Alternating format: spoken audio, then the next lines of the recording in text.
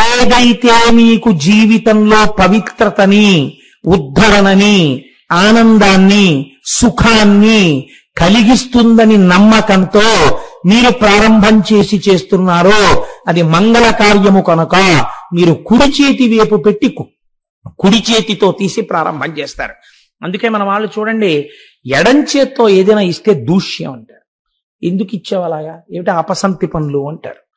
కాబట్టి కుడి చేతితో చేస్తారు. ఢమరుక కుడి చేతి వైపు ఉండడంలో మీకు ఒక గొప్ప రహస్యం తెలుస్తుంది. సృష్టి యందు ఆనందం ఉన్నది. పరమేశ్వరుని యొక్క కారుణ్యమును గూర్చి పూనిక కలిగినటువంటి భక్తుడు కోసం భగవంతుడు ఏ స్థాయిలో తన యొక్క కారుణ్యమును ఆవిష్కరిస్తాడు అన్న విషయాన్ని గురించి నిన్నటి రోజున నేను మార్కండేయ చరిత్రగా మీకు ఒక విషయాన్ని ప్రస్తావన చేసి ఉన్నాను. మనకి పరమశివుని యొక్క స్వరూపము అనేక రకములైనటువంటి మూర్తులుగా ఉచ్చరిస్తూ ఉంటుంది. 64 మూర్తులున్నాయి. ఒక్క పరమశివుడికే ఆయన యొక్క తత్వమును తెలుసుకోవడానికి వీలుగా ఆయన సాకారుడైనటువంటి మూర్తులు 64 మూర్తులు. ఈ 64 మూర్తుల గురించి శైవాగమాలు మాట్లాడుతూ ఉంటాయి. వీటి గురించి మీరు తెలుసుకుంటే శివతత్వాన్ని గురించినటువంటి ఎరుక బాగా కలుగుతుంది. చాలా మంది వెనకాల ఇబ్బంది పడుతున్నారు, అదంతా ఖాళీ కదండి, కొంచెం సర్దుకోండి అయ్యా, ఈ ఖాళీలోకి సర్దుకోండి, పాపం మళ్ళీ వెనక్కి ఇబ్బంది పడుతున్నారు కదా. హరి ఓం. కాబట్టి మనం భగవంతుని యొక్క ఆ స్వరూపములను అర్థం చేసుకునే ప్రయత్నం చెయ్యాలి. మీరు చూడండి, ఎక్కడా లేని విధంగా మనకి ఒకే ఒక భగవంతుని యొక్క స్వరూపమునందు అనేకమైనటువంటి ఆ మూర్తులు గోచరిస్తాయి. సాధారణంగా అలా గోచరించనిది ఎవరికి అంటే ఒక్క చతుర్ముఖ బ్రహ్మగారికి. చతుర్ముఖ బ్రహ్మగారు ఎప్పుడూ అలాగే ఉంటారు. శ్రీ మహావిష్ణువుకి ఎన్నో అవతారములు, ప్రతి అవతారము వెనక కారుణ్యముతో భక్తులను ఆదుకోవడం, లోకరక్షణ చేయడం ప్రధాన హేతువై ఉంటుంది. అలాగే శంకరుడు చేసినా కూడా లోకరక్షణ చేయడమే ప్రధాన హేతువుగా ఉంటుంది. మనం వెళ్ళి కొన్ని మూర్తులు మనకి కనపడుతూ ఉంటాయి. కొన్ని మూర్తులను గురించి మనకు అసలు తగినంత అవగాహన ఏర్పరచుకునే ప్రయత్నమే చెయ్యం. నాకు ఒక్కొక్కసారి దేవాలయాలకు వెళ్ళినప్పుడు ఒక్కొక్క మూర్తిని చూసి వాళ్ళు ఒకటికి ఒకటి అని భ్రమసి మాట్లాడుకుంటూ ఉంటారు. అప్పుడు చూస్తే అయ్యయ్యో పాపం వీళ్ళకి ఈ విషయం తెలిస్తే ఎంత సంతోషిస్తారో అనిపిస్తూ ఉంటుంది. అందుకని నాకు తెలుసున్నది ఏమైనా ఉంటే నేను నాతో వచ్చిన వాళ్ళకి చెప్పే ప్రయత్నం చేస్తూ ఉంటాను. అది ఒక అహంకారంతో, అదొక ఆనందం కోసం. కాబట్టి చూడండి, భగవంతుని యొక్క మూర్తులను మీరు కేవలముగా అది ఏదో అలా నిలబడింది అని మీరు ఆలోచన చేయడానికి వీలుండదు. దాని యందు ఒక గొప్ప తత్వము ఆవిష్కరింపబడుతుంది. దాంట్లోంచి మీరు తెలుసుకోవలసినటువంటి విషయం ఏదో ఉంటుంది. అటువంటి మూర్తి మీ కన్నుల యందు పడిందనుకోండి, పడినప్పుడు మీకు లోపల గోచరమయ్యేటటువంటి భావ సంపద చేత మీకు సంస్కారము కలుగుతుంది. మనుష్య జన్మ ఎత్తినందుకు ఎటువంటి జ్ఞానమును పొందాలో, ఎటువంటి భక్తిని పొందాలో ఆ మూర్తి దర్శనము చేత మీరు పొందగలరు. లేకపోతే శివుడు ఉన్నాడు, మీరు ఆలోచించండి, శివుని యొక్క స్వరూపమేమి అని అడిగితే శివలింగము. సాధారణంగా శివాలయాలన్నింటిలో ఏముంటుందండి? లింగస్వరూపమే ఉంటుంది. ఆ లింగస్వరూపమేమి మనం మహాశివరాత్రికి ముందు విచారణ చేద్దాం, అప్పుడు మరింత ఔచిత్యముతో ఉంటుంది. కాబట్టి తప్ప సాధారణంగా శంకరుడికి ఎక్కడా కూడా సాకారమైనటువంటి మూర్తితో దేవాలయం ఉండదు. పార్వతీ పరమేశ్వరులు ఇద్దరు సాకారమూర్తులై కూర్చున్నటువంటి దేవాలయాలు మీకు కనపడవు. కానీ సాకారముగా పరమశివుడికి పార్వతీదేవికి మూర్తి ఉన్నదా లేదా? ఉన్నది. ఎన్ని ఉన్నాయంటే 64 మూర్తులున్నాయి. ఇందులో చాలా చిత్రాతి చిత్రమైనటువంటి మూర్తులు ఉంటాయి. కానీ శివతత్వరీత్యా శివుని యొక్క 64 మూర్తులను 2 భాగములు చేసింది శైవాగమం. అందులో ఒక భాగాన్ని ఏమంటారంటే ఘోర స్వరూపములు అంటారు. ఇవి సాధారణంగా శిక్షించడానికి వస్తాయి, ఇంకా బోధ చెయ్యడానికి వీల్లేదు. వీడికి ఒక దెబ్బ కొడితే తప్ప వీడు వినడన్నప్పుడు ఘోర స్వరూపంతో ఉంటుంది. రెండవ దాన్ని అఘోర రూపము అంటారు. అంటే అది మంగళప్రదంగా ఉంటుంది, చాలా గొప్పగా ఉంటుంది. రెండిటి వలన ప్రయోజనం ఏమి మీరు బాగా పట్టుకునే ప్రయత్నం చేయండి. తండ్రి పిల్లవాణ్ణి కొట్టాడు, ఏమిటి ప్రయోజనం? సంస్కరించడమే. తండ్రి పిల్లవాడిని ఒక చాక్లెట్ కొనిపెట్టాడు, లేకపోతే వాడికి ఒక పుస్తకం కొనిపెట్టాడు, వాడిని ఒక మంచి స్కూల్లో జాయిన్ చేశాడు. ఏమిటి దాని ప్రయోజనం? ఆ పిల్లవాడిని మంచి సంస్కారవంతుణ్ణి చేయడమే. కాబట్టి ఇప్పుడు పిల్లవాడిని మచ్చిక చేసుకున్నా, అనగా పిల్లవాడిని ఎంతో ప్రేమతో చూసినా, పిల్లవాడిని ఒక దెబ్బ కొట్టినా, తండ్రి యొక్క హృదయంలో ఏముంది? ఆ పిల్లవాడి యొక్క అభ్యున్నతి ఉంది. అంతేకాని కేవలం కొట్టడము ఆయన యొక్క లక్షణం కాదు. కేవలం ప్రేమతో చూడడము, ఎంత పాడైపోతున్నా నా కొడుకండి లేక పుట్టాడు, వాడు ఎంత తప్పు పని చేస్తున్నా నేను వాడిని ముద్దుగానే చూస్తాను అనడము తండ్రితనం కాదు. తండ్రితనమునందు రెండు ఉంటాయి. అలాగే జగత పితరౌ వందే పార్వతీ పరమేశ్వరవు కనుక మీకు ఆ స్వరూపమునందు రెండు ఉంటాయి. ఒకటి ప్రేమతో లాలిస్తుంది, ఒకటి ఘోర రూపంతో ఉంటుంది. కాబట్టి ఘోర రూపము అఘోర రూపము అని రెండుగా విడుతుంది. ఘోర రూపం ఎప్పుడు వస్తుంది, అఘోర రూపం ఎప్పుడు వస్తుంది అన్నది మీరు గమనించవలసి ఉంటుంది. అఘోర రూపములు చాలా ప్రశాంతమైనటువంటి స్థితిలో ఉండి మీకు చాలా గొప్ప బోధ చేసేవై ఉంటాయి. అటువంటి మూర్తిని మీరు చూసినప్పుడు మీకు చాలా ఆనందం కలుగుతుంది. అలా మీకు సాధారణంగా ప్రపంచంలో ఎన్ని రకాలైనటువంటి విద్యలున్నాయో, ఎన్ని కళలున్నాయో, అంతమంది కూడా తమ తమ కళలను ప్రదర్శన ప్రారంభించేసే ముందు నమస్కరించవలసినటువంటి మూర్తి ఒకటి లోకంలో ఉంది. అది సాక్షాత్తుగా ఆనంద తాండవమూర్తి అంటారు. మనం నటరాజు అని పిలుస్తూ ఉంటాం, కానీ శైవాగమం ఏమని పిలుస్తుందంటే దాన్ని ఆనంద తాండవమూర్తి అంటుంది. అంటే ఆ తాండవం చేయడంలో గొప్ప రహస్యాలు కొన్ని ఉంటాయి. ఆ ఆనంద తాండవం చేసినటువంటి పరమశివుడు ఎవరున్నారో ఆయనలోంచే సమస్త శాస్త్రములు ఉద్భవించే, ఆయనలోంచే సమస్తమైన కళలు వచ్చాయి. ఒక్క శంకరుడు చేసినటువంటి తాండవంలోంచి 650 రకాలైనటువంటి నాట్యములు పుట్టాయి. 650 నాట్యాలలో ఇవాళ అన్ని రకాలైన నాట్యాలు చెప్పగలిగినటువంటి గురువులు లేరు. కాబట్టి బతికి బట్ట కట్టి శాస్త్రీయమైనటువంటి నాట్యముగా బ్రతికిన విన్ని అంటే ఇప్పటికీ కర్మభూమిలో 108 రకముల నాట్యములు బతికున్నాయంటారు పెద్దలు. మీరు వేరు వేరు సంప్రదాయములను వింటుంటారు. కూచిపూడి నాట్యమని, ఒడిస్సీ నాట్యమని, ఇలా రకరకాలుగా ఉంటాయి. భరతనాట్యం అని. ఇవన్నీ ఎవరి దగ్గర నుంచి వచ్చాయి? అన్నీ ఆనంద తాండవమూర్తి అయిన శంకరుడి దగ్గర నుంచే వచ్చాయి. ఈ ఆనంద తాండవమూర్తి చాలా గమ్మత్తుగా ఉంటుంది. మీరు చూడండి, ఆనంద తాండవమూర్తి యొక్క చిత్రమును గీయడం లేదా నిలబెట్టడం చాలా కష్టము. నేను ఈ మాట ఎందుకంటున్నానో తెలుసా అండి? ఏమండి మీరు అలా అంటున్నారు కదా, మరి నటరాజస్వామిగా మేము తెల్లవారు లేస్తే నమస్కారం పెడుతున్నాం కదా అంటే నేనంటాను, ఎప్పుడైనా నేను ఇదే వేదిక మీద లేచి ఏమండి నేను మీకు కాసేపు శివతాండవం చూపిస్తాను అని నేను ఇక్కడ తాండవాన్ని అభినయం చేశాను అనుకోండి, ఒకవేళ నాకు అది కళాస్వరూపముగా వచ్చి నేను ఇక్కడ శివతాండవం చేశాను అనుకోండి, నేను ఏదో ఒక భంగిమలో ఆగాను తాండవం చేస్తూ. ఇప్పుడు నేను తాండవాన్ని ఆపానని మీరంటారా, తాండవం చేస్తున్నానని మీరంటారా? తాండవం ఆపారు అని మీరంటారు. కానీ ఒక్కొక్కసారి ఒక భంగిమ నుంచి ఇంకొక భంగిమలోనికి వెళ్ళడానికి మధ్యలో ఒక భంగిమని పట్టి నేను నిలబడవచ్చు. అప్పుడు మీరు తాండవం ఆపారనలేరు. ఒక స్థితి నుంచి వేరొక స్థితిలోకి వెడుతున్నటువంటి స్థితి అది. నేను ఏదో ఒక ముద్ర పట్టి అలా నిలబడ్డాను. నిలబడి వెంటనే మళ్ళీ ఇంకొక ముద్ర పట్టబోతున్నప్పుడు ఈ ముద్ర పట్టి నేను ఒక్క క్షణం అలా ఆగిందాంతో తాండవం అయిపోయిందని మీరు అనరు. వేరొక భంగిమని పట్టడానికి, వేరొక ముద్ర పట్టడానికి ఈ ముద్ర యొక్క చివరి స్థితి అవుతుంది అది. ఇది పట్టి విడిచి కొత్త ముద్ర పడతాను. ఇలా పట్టేటటువంటి ముద్రలన్నిటిలో మొత్తం నాట్యంలోంచి ఆనంద తాండవమూర్తి యొక్క సమస్త స్వరూపాన్ని, తత్వాన్ని ఆవిష్కరించగలిగినటువంటి ఒక మూర్తిని నిర్ణయించి మన పెద్దలు దాన్ని నిర్ణయం చేసి మనకిచ్చారు. ఇది ఋషులు మనకి చేసినటువంటి మహా గొప్ప ప్రయోజనం. ఇది మీరు ఇక్కడ దర్శనం చేసి ఆనంద తాండవమూర్తిని మీరు అసలు అలా గీయడం మీ చేత కాదు, మీరు చెయ్యలేరు ఆ పని. మొత్తం శివాగమాలన్నీ తెలిసినా, మొత్తం శివ సంబంధమైన జ్ఞానమే తెలిసినా ఆనంద తాండవం చేస్తున్నటువంటి శంకరుడి యొక్క స్వరూపం ఎలా ఉంటుంది అంటే చెప్పడం చాలా కష్టం. ఎందుచేత నేను ఈ మాట అంటున్నానో తెలుసా అండి? అది చూడడానికి నలుగురికి అధికారం ఉంది. ఇలా చేతులు కట్టుకు నిలబడి చూసేవాళ్ళు నలుగురే చూస్తారు. ఒక్కరు నందీశ్వరుడు చూస్తాడు, రెండవ వాడు భృంగి చూస్తాడు, మూడవ వారు పతంజలి చూస్తారు, నాలుగవ వారు వ్యాఘ్రపాదుడు చూస్తారు.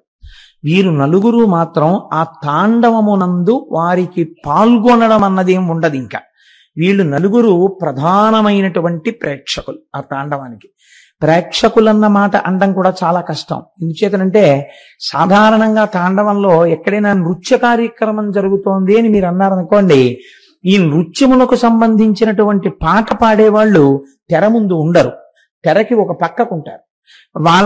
వాళ్ళు ఎవరు మధ్యలో వాయించారో, లేకపోతే ఎవరు పాట పాడారో, ఎవరు నటువాంగం వేశారో చెప్పాలంటే నాట్యం అంతా అయిపోయిన తర్వాత ఒకసారి వాళ్ళని పరిచయం చేస్తారు. కానీ ప్రధాన గౌరవం ఎవరికి వెడుతుందంటే దానికి అనుగుణంగా ఎవరు నాట్యం చేశారో వాళ్ళకే వెడుతుంది. అది గమ్మత్తు నాట్యంలో. మీరు చూడండి, శంకరుడు యొక్క తాండవంలో ఈ పాత్ర పరిచయాలు ఏముండవు. ఆ తాండవం అయిపోతే పాత్ర పరిచయం ఉంటుంది. తాండవం అయిపోతుందా? ఇది మీరు చాలా జాగ్రత్తగా గమనించాలి. ఆయన తాండవం అయిపోతే పాత్రల్ని తీసుకొచ్చి పరిచయం చేయొచ్చు. ఆయన తాండవమే అయిపోయింది అనుకోండి, పాత్ర పరిచయం చేయడానికి ఎవరు ఉండరు. ప్రేక్షకులుండరు, శ్రోతలుండరు, సహాయకారులుండరు, ఎవ్వరుండరు. ఆయన ఒక్కడే ఉంటాడు. ఆయన పరిచయం చేసుకోవడం ఉండదు. అప్పుడు ఆయన తనలో తాను రమిస్తూ నిలబడిపోతాడు. ఈ తాండవానికి ఎవరు సాక్షి అన్నారు? మహాప్రళయ సాక్షిణి, మహాతాండవ సాక్షిణి. ఈ తాండవం ఆ స్వరూపంలో ఏమిటో తెలుసా అండి? సమస్త లయకారకమై ఉంటుంది. అప్పుడు ఈ తాండవం ప్రదోష వేళలో జరుగుతూ ఉంటుంది. ప్రదోష వేళ అంటే మీకు నేను చెప్పాను, కాలము స్ఫుటముగా మార్పు చెందినటువంటి సమయము. ప్రదోష వేళలు మనం ఎన్ని చెప్తాం? 2 చెప్తాం సంధ్యలు. ఒకటి పూర్వ సంధ్య, 2 ఉత్తర సంధ్య. పూర్వ సంధ్య అంటే చీకటిపోయి పగలు రావడం, సూర్యోదయం అవ్వడం. ఉత్తర సంధ్య అంటే పగలు వెళ్ళిపోయి చీకటి పడుతూ ఉండడం. ఈ 2 సంధ్యలలోనూ మళ్ళీ ఏది గొప్పది అన్నారు? ఉత్తర సంధ్యే గొప్పది అన్నారు. 2 కారణాల చేత. అజ్ఞానం వచ్చినప్పుడే, జ్ఞానం వచ్చినప్పుడే. ఎందుకో తెలుసా అండి? అన్ని మీ ప్రమేయం లేకుండా ఒక్కటైపోతాయి. ఏమిటది? చీకటి. ఇంకేం కనపట్టాలా? ఏం కనపడుతోంది? చీకటి ఒకటే కనపడుతోంది. అప్పుడు అది ఈశ్వర స్వరూపంగా చెప్పారు. అన్నీ కనపడ్డం మానేసి ఒక్క శివుడే కనపడినా అది గొప్పే. అందుకే తమిళనాట అమావాస్య గొప్పది తెలుసా అండి? వాళ్ళు అమావాస్యకి ఎక్కువ ప్రాముఖ్యత ఇస్తారు, మనం పౌర్ణమికి ఎక్కువ ప్రాముఖ్యత ఇస్తాం. మనం ఎందుకంటే చాంద్రమానం కాబట్టి. చిత్రం చూడండి, ఈ చీకటి యందు అన్నీ కలిసిపోయి ఏమున్నాయి? ఇప్పుడు ఏం తెలియదు. బాగా చీకటిగా ఉందనుకోండి, ఒక్కసారి అలా చూడు, ఆ రోడ్డు మీద ఎవరైనా వెడుతున్నారేమో, కాస్త అన్నం చాలా మిగిలిపోయింది, ఎవరైనా బిచ్చగాళ్ళు వెడుతుంటే పిలిచి వేద్దామంది తల్లి. ఆ కూతురు కిటికీ తలుపు తీసి చూసి, అమ్మ ఏం కనపట్టలేదు, అంతా చీకటిగా ఉంది. రోడ్డు కనపట్టలేదు, బిచ్చగాడు ఉన్నాడో లేడో తెలియదు, ఏమీ లేదు. ఏం తెలుస్తోంది? చీకటి ఒకటే తెలుస్తోంది.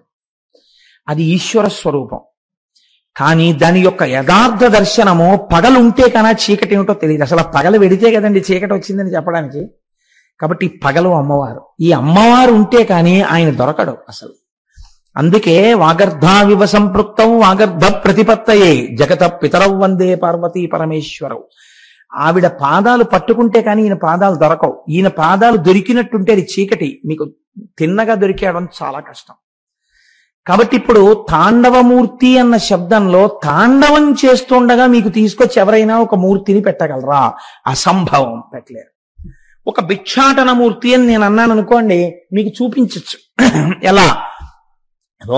ఒక కపాలం పట్టుకుని భిక్ష అడుగుతున్న మూర్తి అలా నిలబడితే అది భిక్షాటన మూర్తి, అది కదలక్కర్లేదు. కానీ తాండవమూర్తి అని నేను అన్నాను అనుకోండి, శివుడు తాండవం చేస్తున్నట్టు కదలదేమండి ఇది అంటే? అలా కదలడం కుదరదు. కానీ అన్ని ముద్రలలో ఏ ముద్ర ఆ ఆనంద తాండవమూర్తి యొక్క సమస్తమైనటువంటి తత్వమును ఆవిష్కరించగలదో అటువంటి దాన్ని మీ ముందుకు తీసుకొచ్చి పెట్టేటటువంటి ప్రయత్నాన్ని దార్శనికులైన ఋషులు చేసి సఫలీకృతులయ్యారు. ఆ చెయ్యడంలో రహస్యమేమి. అందుకే మన వాళ్ళు ఏది చేసినా ఏదో అల్లిబిల్లిగా ఉత్తినే పిచ్చి పనుల కింద అర్థం లేకుండా చేయరండి. అనవసరంగా పెన్ను పెట్టి ఇలా గీత గీయడాన్ని మన శాస్త్రం అంగీకరించాల. ఒక ప్రయోజనం ఉండాలి ఏ పని చేసినా. వాళ్ళు ఒక నటరాజస్వామిని తీసుకొచ్చి మీ ముందు నించోబెట్టారు. నటరాజస్వామి అంటే మనం సాధారణంగా నటరాజు అని పిలుస్తూ ఉంటాం. అలా పిలవడం వెనకాతల ఒక రహస్యం ఉంది. మన వాళ్ళు చాలా తేలిగ్గా మాట్లాడతారు. తేలిగ్గా మాట్లాడడం అంటే కష్టమైన విషయం అందనప్పుడు తేలిగ్గా మాట్లాడతారు. తండ్రి అని పిలవలేడు అనుకోండి, అప్పా అంటాడు, లేదా నాన్న అంటాడు. ఏదన్నా ఆయనే, ఎవరి స్థాయిలో వాళ్ళు పిలుస్తారు. ఆయన నాట్యము చేత ఈ లోకమునకు రాజయ్యాడు. ఆయన రాసరికము నాట్యము చేత చెప్పబడుచున్నది. ఇది ఎలా కుదురుతుందండి? నాకు చెప్పండి. ఒక ఆయన మహారాజు ఎలా తెలుస్తుంది? ఆయన అధికారాన్ని బట్టి తెలుస్తుంది. ఆయన లోకమునకంతటికీ ప్రభువు, ఇది ఎలా తెలుస్తుందో తెలుసా అండి? ఆయన పాట వినండి అన్నాను అనుకోండి, అదే ఆయన పాట వింటే ఆయన ప్రభువు అని ఎలా తెలుస్తుందండి? ఆయన కళాకారుడు తెలుస్తుంది బాగా, అంతేకాని ఆయన బాగా పాట పాడితే ఆయన ప్రభువు అని తెలుస్తుందా? ఎలా తెలుస్తుంది? మనకి లోకంలో చిత్రాతి చిత్రమైన రాజులు ఇద్దరే. ఎవరో తెలుసా అండి? ఒక ఆయన ఏమీ చేయకుండా తల కింద ఇలా చేయి పెట్టుకు పడుకునే ఆయన ఒక ఆయన రంగరాజు. ఆయన సమస్త లోకములకు ప్రభువు, విష్ణు స్వరూపంగా రంగరాజు ఇలా పెట్టుకు పడుకుంటాడు. ఆయనే మహారాజు, చక్కగా అలా పడుకున్నవాడు, యోగ నిద్రలో చూస్తుంటాడన్ని. ఈయనో నటరాజు. ఈయనేం చేస్తుంటాడు? అధికారి ఏం చెయ్యాలి? రాజు అన్నవాడు ఏం చేయాలి? చక్కగా వచ్చి సింహాసనంలో కూర్చోవాలి. అంతేగాని రాజుగారు సభలోకి వస్తున్నారండి, విచారణ చేస్తారంటే రాజుగారు వచ్చేటప్పటికి తద్ధిం అనేటప్పటికి నాట్యం చేస్తూ రాజుగారు వచ్చి ఓ పెద్ద నాట్యం చేసి వెళ్ళిపోయారు అనుకోండి, అదేంటంటే రాజుగారు డాన్స్ కట్టారంటారు కదండి. కానీ మరి ఈయన మీకు ఆనంద తాండవమూర్తిగా ఉంటే మీరు నటరాజు నటరాజు అని ఎలా పిలుస్తున్నారు? నాట్యం చేసిన వాడు రాజు ఎలా అయ్యాడండి?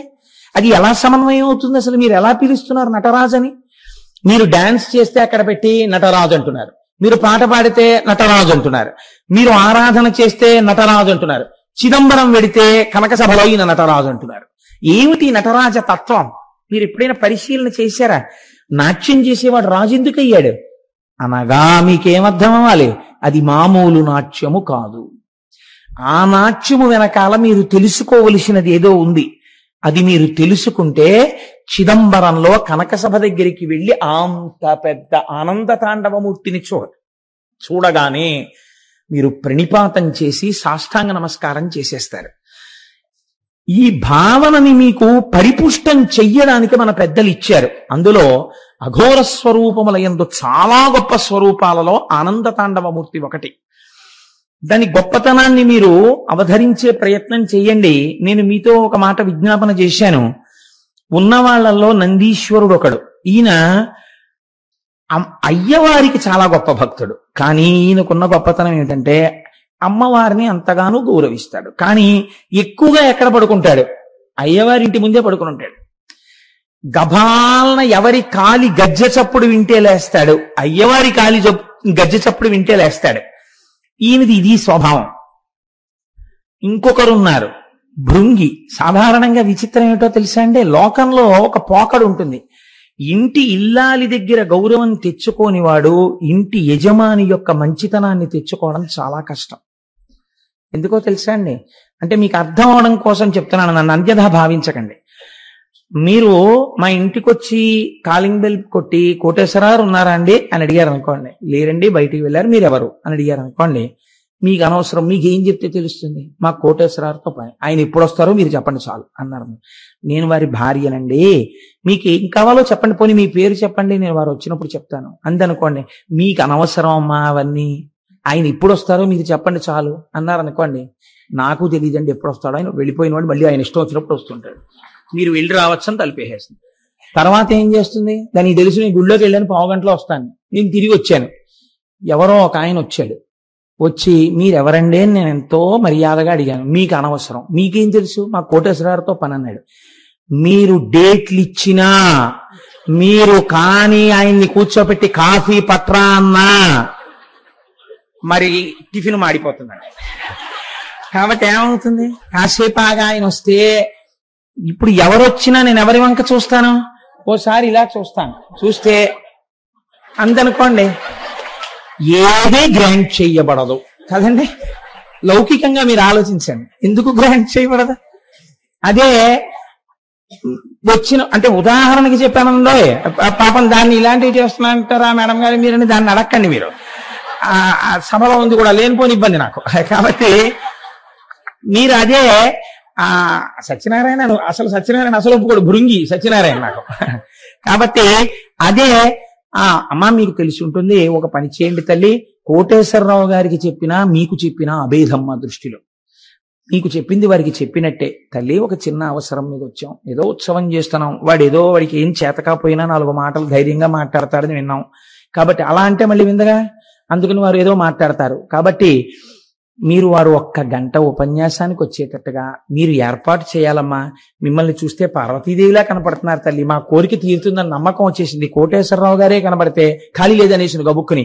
ఇవాళ మీరు కనపడడం మా అదృష్టం, మా పని అయిపోయినట్టేనమ్మా. మీ దగ్గర శుభవార్తకి మళ్ళీ నామినీగా కోటేశ్వరాన్ని కలుస్తాం, పని అయిపోయినట్టే అని మీరు అని వెళ్ళిపోయారనుకోండి.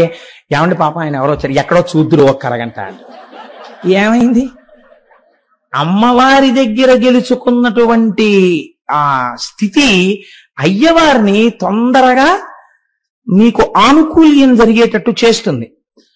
అమ్మవారి దగ్గర చెడ్డ పేరు తెచ్చుకుని అయ్యగారి మనసు గెలుచుకోవడం చాలా కష్టం. కానీ పార్వతీ పరమేశ్వరుల కుటుంబం దీనికి భిన్నంగా ఉంటుంది. మీరు ఆలోచించండి ఎప్పుడైనా. అసలు ఆ శివతత్వమే గమ్మత్తండి. ఈయన ఇద్దరినీ ఎక్కించుకుంటాడు నందీశ్వరుడు, కానీ ఎప్పుడు ఎక్కడ కూర్చుంటాడంటే శివలింగానికి ఎదురుగుండా కూర్చుంటాడు ఇలా శివుణ్ణి చూస్తూ. ఎవరికి నువ్వు వాహనుడవు అన్నారనుకోండి, నేను శివవాహనాన్ని అంటాడు. అంతగా మీరు రెట్టించారనుకోండి, అబ్బాయి ఇద్దరికి భేదమే ఉందంటాడు. అక్కడ వరకు మంచిదే. ఇంకా రెండో ఒక ఆయన ఉన్నాడు, ఈ ఆనంద తాండవం చూసేటటువంటి స్థాయి పొందిన వాళ్ళు. రెండో ఆయన భృంగి. ఈయన చాలా విచిత్రమైన వ్యక్తి. అసలు ఆయనకు ఆ పేరెందుకు వచ్చింది? ఆయన శంకరుడి దగ్గర ఉపాసన చేసి అన్నాడు, నేను నీకొక్కడికే నమస్కారం పెడతాను, నేను ఎప్పుడూ అమ్మవారికి నమస్కారం పెట్టను. ఇది నాకున్నటువంటి లక్షణం. నాకు ఆ ఆడవాళ్ళంటే ఇష్టం ఉండదు, నీ పెట్టని ఆడవాళ్ళకి దండం అంటే. శంకరుడు అన్నాడు, అలా అంటే ఏమనాలండి? ఏమిటో లేనిపోని గొడవలు పెట్టేటట్టున్నావు, ఆ పిచ్చేమిటి, రెండూ కలిసే ఉంటాయి అనాలి. ఆయన అన్నాడు, ఆయన భోళా శంకరుడు, పోన్లే చాలా సంతోషం, నాకు దండం పెట్టాలనుకుంటున్నావు కదా పెట్టుకో అన్నది. అమ్మవారికి కోపం వచ్చింది. ఏమిటండి మీరు ఆ వరం ఇవ్వడం? మీకు ఒక్కడికి దండం పెడతాడా, నాకు పెట్టడా? ఎలా పెడతాడో చూస్తానంది. ఏం చేస్తావన్నాడు. కూర్చోండి వెళ్ళి చేస్తాను, ఏం చేస్తాను. వెళ్ళి కూర్చున్నాడు శంకరుడు. నాకు వరం ఉంది కదా అన్నాడు. అర్ధనారీశ్వర తత్వంలో సగానికి వచ్చేసింది. ఇప్పుడు ప్రదక్షిణం చేసి నమస్కారం పెట్టి చూస్తాను. వామార్ధ భాగం నాది, కుడిపక్క ఆయింది. ఎలా ప్రదక్షిణ చేస్తావు చెయ్యండి. భృంగి చూశాడు. చూసి ఆయన వెంటనే ఒక తేనెటీగా అయిపోయి ఇలా తిరిగి వచ్చి శంకరుడి వెనక నుంచి ఖచ్చితంగా పార్వతీదేవి శరీరం ఎక్కడ ప్రారంభం అవుతుందో అక్కడ ఒక కన్నం పెట్టి అందులోంచి తిరిగాడు. ఆ కన్నంలోంచి ప్రదక్షిణం చేసి పార్వతీదేవిని వదిలేశాడు. వదిలేస్తే అమ్మవారు అసలు ఎరుపు మరింత ఎరుపెక్కింది. కానీ శంకరుడు సముదాయించి అన్నాడు, అలా కోప్పడకు, ఇలా భక్తి ఉండి ఇలా ఉన్నటువంటి వాళ్ళకే పాఠం చెప్పాలి అని. తర్వాత ఏదో చాలా పెద్ద వ్యవహారం ఒకటి జరిగింది, ఓదార్చాడు. తర్వాత భృంగి ఇద్దరికీ భక్తుడయ్యాడు. ఈ భృంగి ఒకడు చూస్తూ ఉంటాడు ఈ తాండవాన్ని. నంది, భృంగి, తర్వాత పతంజలి. పతంజలి ఆదిశేషుని యొక్క అవతారం. నేను ఎక్కడో ఈ ఉపన్యాసాల్లోనే ప్రస్తావన చేసినట్టు గుర్తు. పతంజలి ఆదిశేషుడి అవతారం కాబట్టి తల పావుగా ఉంటుంది, తల మనుష్యుడిగా ఉంటుంది, మిగిలినటువంటి శరీరం పావుగా ఉంటుంది. వ్యాఘ్రపాదుడు తలకాయ మనుష్యుడిది ఉంటుంది, కింద పాదాలు అవి అన్ని పెద్ద పులి ఉంటాయి. ఈ నలుగురు నిలబడి ఈ ఆనంద తాండవాన్ని చూస్తూ ఉంటారు. చూస్తున్నప్పుడు ఈ తాండవంలో ఎవరుంటారు? అందరూ ఉంటారు. 33 కోట్ల మంది దేవతలు అక్కడే ఉంటారు. ఉండి ఏం చేస్తారు? వాళ్ళు చూడ్డానికి పనికిరారు. వాళ్ళందరూ ఈ తాండవానికో పని చేస్తుంటారు. చతుర్ముఖ బ్రహ్మగారు, శ్రీ మహావిష్ణువు వీళ్ళు మధ్యలో వాయిస్తూ ఉంటారు. ఎవరికి తోచినటువంటి ఆ శబ్దాన్ని, ఎవరికి తోచినటువంటి అక్కడ వాయించవలసినటువంటి వాద్య విశేషాన్ని వాళ్ళు వాయిస్తూ ఉంటారు. ఇలా వాయిస్తుంటే ఒకసారి అన్నారట, ఒక చిన్న కనుగీటు ఎగిరిందిట. ఏమని? మేమందరం చక్కగా ఆ నాట్యం చూస్తూ, తబలాలు వాయిస్తూ, సన్నాయి ఊత్తూ, రకరకాలైనటువంటి ధ్వనులు చేస్తూ, తాళాలు వేస్తూ అందులో మేము సహకరిస్తూ ఉంటాం, మీరు ఇలా నించుంటారన్నారట. అలా అంటే నందీశ్వరుడు ఊరుకున్నాడు, ఎందుకో భృంగి ఊరుకున్నారు, వ్యాఘ్రపాదుడు ఊరుకున్నాడు, ఆదిశేషుడు అంశ కదండి, పతంజలి ఊరుకోలేదు. ఆయన అన్నాడు, ఏమిటి మీ గొప్ప, మీరు ఇలా తాండవాన్ని చూశారో మైమరచిపోతారు, అటువంటి తాండవం శంకరుడి తాండవం అంటే. కాబట్టి ఇక్కడ మధ్యలో సరిగ్గా పడదు, పడకుండా వాద్యం తప్పిందో ఆయన ఊరుకోడు. కాబట్టి మీరు పూర్తిగా ఎప్పుడైనా అనుభవించారా ఈశ్వరుడి ఆనంద తాండవాన్ని? మీరు ఎప్పుడూ అనుభవించలేదు. మీరు ఇలా వాయిస్తూనో ఊత్తూనో ఏదో తాళం వేస్తూనో మీరున్నారు. నా అదృష్టం ఏమిటో తెలుసా, నేను కేవలం ఇలా చూడడం కాదు, మీరు వాయిస్తున్న వాటినే వింటుంటాను, చూడడం చూస్తుంటాను. రెండిటినీ రెండు ఇంద్రియాలతో చేయను, కన్ను చెవు కూడా నాకు పనిచేయక్కర్లా. పావుకి కంటి శక్తి చెవి శక్తి రెండిటిలో ఏదో ఒక ఇంద్రియంలోకి వచ్చేస్తుంది. కాబట్టి నేను కంటితోనే వింటూ కంటితోనే చూస్తూ ఆనంద తాండవాన్ని అనుభవిస్తాను. నేనంత గొప్పవాణ్ణి. నేను అనుభవించినట్టు మీరు ఎవరు అనుభవించారు ఆనంద తాండవం? మీరు అనుభవించలేరు అసలు. కాబట్టి నేనేదో తలకాయ మనుష్యుడిదిని పావు కింద శరీరం ఉందని కదా మీరు అనుకుంటున్నారు. మీకు చేతులతో ఏదో చేస్తున్నారు, ఏదో రకరకాల వాయిద్యాలు వేస్తున్నారని కదా గొప్పకపోతున్నారు. నాకు ఆ కాళ్ళు చేతులు లేకపోవచ్చు. కాళ్ళు చేతులు లేకపోయినా నేను పరమశివుడి యొక్క ఆనంద తాండవాన్ని ఎంత అనుభవించానో చెప్పడానికి కాళ్ళు చేతులు లేని శ్లోకాలు చెప్తానన్నాడు ఆయన. ఇదేమిటి కాళ్ళు చేతులు లేని శ్లోకాలు ఏమిటన్నారు? చేతులంటే పైకి ఉంటాయి కదండి, అందుకని ఔత్వం ఐత్వం ఇలాంటివన్నీ చేతులు. కాళ్ళంటే కిందకు ఉంటాయి పొడుగ్గా, అందుకని కింద వేసేటటువంటి ఒత్తులు దీర్ఘాలు, కింద వేసేటటువంటి ఒత్తులు, లేకపోతే ఇలా వేసేటటువంటి ఇంకొక అక్షరానికి సంబంధించినటువంటి దా కింద రా, అలాంటివి అవసరం ఎక్కువ లేకుండా నేను కాళ్ళు చేతులు లేని కవిత్వం చెప్తాను. శంకరుడు యొక్క తాండవం ఎలా ఉంటుందో నేను అనుభవించాను, మీరు చూడండి అన్నాడు. కాబట్టి చిత్రం ఏమిటంటే అసలు మీకు దీర్ఘం కనపడదు, అందులో ఒక్క దీర్ఘాక్షర ప్రయోగం లేకుండా ఆయన ఆనంద తాండవం మీద చేశారండి శ్లోకాలు. మీరు ఎప్పుడైనా ఆ అవకాశం వచ్చినప్పుడు ఒక్కసారి అనుభవించండి ఆ శ్లోకాల్ని. చిత్రం ఏమిటంటే ఆయన అనుభవం ఎటువంటిదంటే ఆయన ఆ శ్లోకాన్ని చదువుతున్నప్పుడు శివుడు యొక్క తాండవం ఆ శబ్దాల్లోకి వచ్చింది దీర్ఘాక్షరం లేకుండా. అనంత నవరత్న విలసత్ కటక కిక్కిని జలం జల జలం జలరవం ముకుంద విధిహస్త గత మర్దలయ ధ్వని ధిమిత నర్తన పదం శకుంతరద బర్హి నంది ముఖదంతి ముఖ భృంగిరిటి సంఘ నికటం సనంద సనక ప్రముఖ వందిత పదంపర చిదంబర నటం హృది భజ.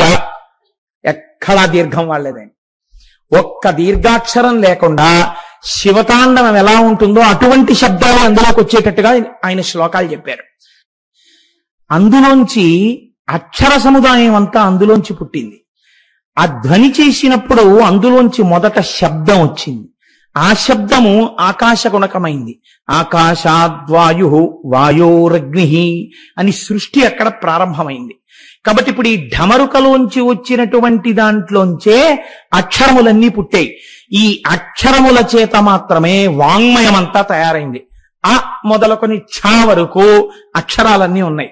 మీరు ఎంత వాంగ్మయం చెప్పండి, ఈ ఆ పక్కన తా చేరిస్తే అత్త, మా పక్కన మా చేరిస్తే మామ, ఏదో రా పక్కన మా చేరిస్తే రామ, ఆ అక్షరాలనే మార్చాలి. ఎన్ని పుస్తకాలు రానివ్వండి, ఎంత వాంగ్మయం రానివ్వండి, ఇందులోంచి వచ్చాయి. అకారాది షకార పర్యంతం వరకు వచ్చింది. కాబట్టి ఇప్పుడు ఈ సమస్త లోకమునకు అసలు వాంగ్మయం ఇచ్చినటువంటి ప్రభు ఎవరు? మీరు నేను ఇవాళ మనలో ఉన్న భాషను వ్యక్తీకరిస్తున్నామంటే అక్షరములను ఇచ్చిన వాడెవరు? శబ్దములు లోకమునందు మొట్టమొదట జనింపచేసిన వాడెవరు?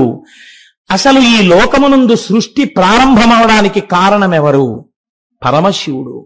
కాబట్టి ఇప్పుడు ఆయన ఢమరుక యొక్క కదలిక చేత ఇనే రకాలైనటువంటి సృష్టి ప్రారంభమైంది.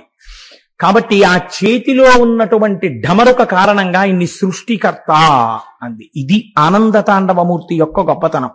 మీరు చిట్ట చివరి ఒక విషయం గుర్తుపెట్టుకోవాలి. ఇవన్నీ దేని కొరకు చేశాడు అంటే నేనేదో సృష్టి చేద్దామని చేయలేడు.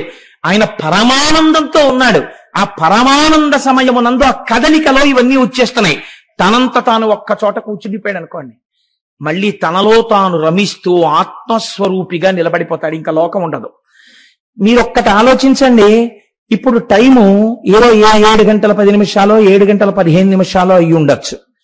ఈ 7:10 టైంలో ఎంత మందో లోకంలో నాకు కొడుకు పుట్టాడు లేకపోతే నాకు కూతురు పుట్టిందని ఈ టైం నోట్ చేసుకుంటున్న వాళ్ళు ఎంతమంది ఉన్నారో మనుష్యుల్లో. ఓ పిల్లాడో పిల్లో పుట్టారని ఈ క్షణంలో అయిపోయింది, నేను చెప్పిన క్షణం దాటిపోయింది. ఆ క్షణంలో ఎంత జీవరాశి పుట్టిందో, ఎన్ని చీమలు పుట్టాయో, ఎన్ని ఈగలు పుట్టాయో, ఎన్ని సూక్ష్మాంగ జీవులు పుట్టాయో, ఎన్ని చోట్ల ఎక్కడెక్కడ ఎన్ని ప్రాణులు పుట్టాయో. ఈ కదలిక ఉందే, కదలిక అంటే సృష్టి కదలిక. కొత్తగా కొన్ని ప్రాణులు లోకంలోకి వచ్చాయి. ఈ లోకంలోకి కొత్తగా ప్రాణులు రావడం అనేటటువంటి ఈ సమస్త కదలికకి డమరుక సంకేతం. కాబట్టి ఇప్పుడు ఇవన్నీ జరుగుతున్నాయనడానికి కారణమేమి? ఆయన కదలిక, ఆయన సృష్టిస్తున్నాడు. ఆగిపోయి ఇలా కూర్చున్నాడా అంతే, అన్ని లయమైపోతాయి.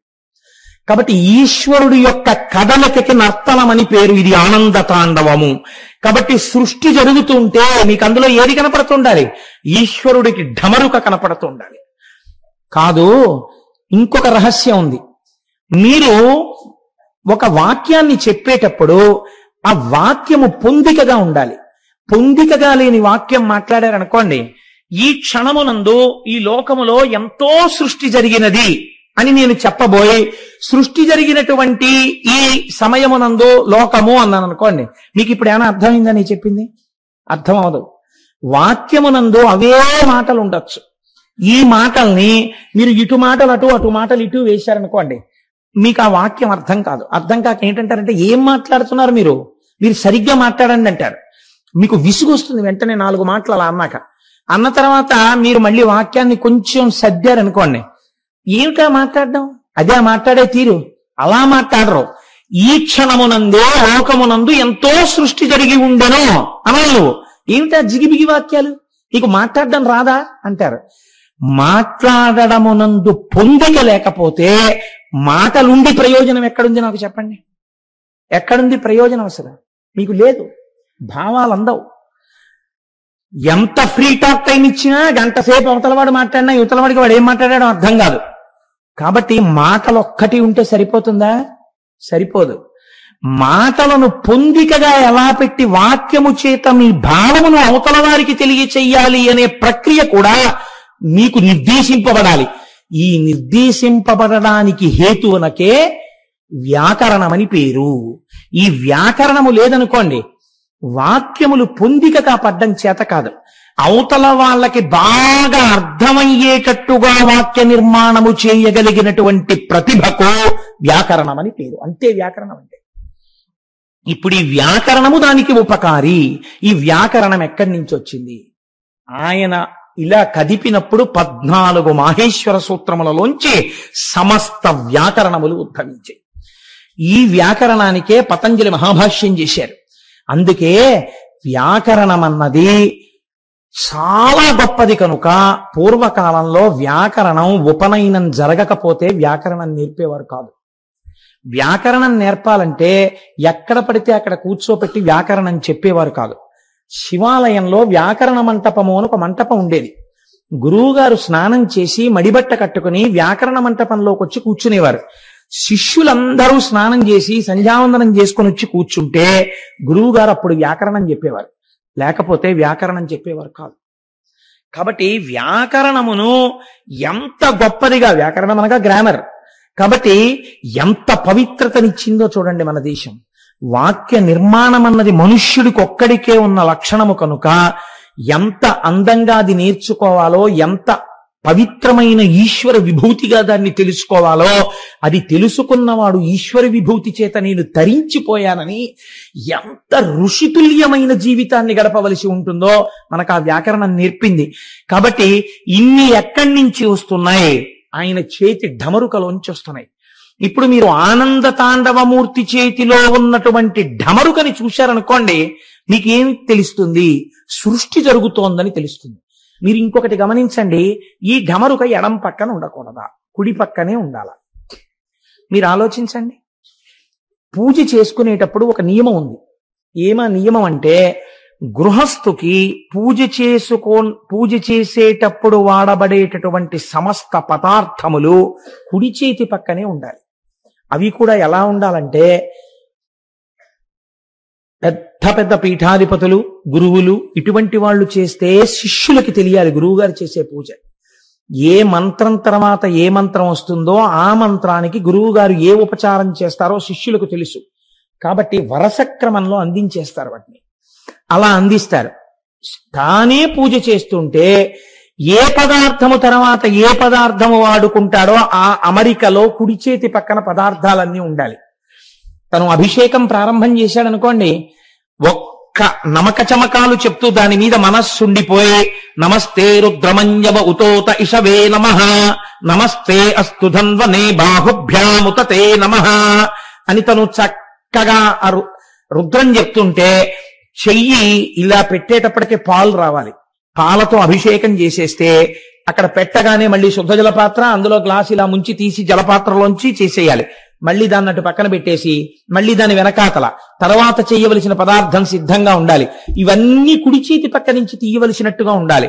ఓ కర్పూర హారతికి కర్పూరం కాని ఏదైతే మీకు జీవితంలో పవిత్రతని, ఉద్ధరణని, ఆనందాన్ని, సుఖాన్ని కలిగిస్తుందని నమ్మకంతో మీరు ప్రారంభం చేస్తున్నారో అది మంగళ కార్యము కనుక మీరు కుడి చేతి వైపు పెట్టి కుడి చేతితో తీసి ప్రారంభం చేస్తారు.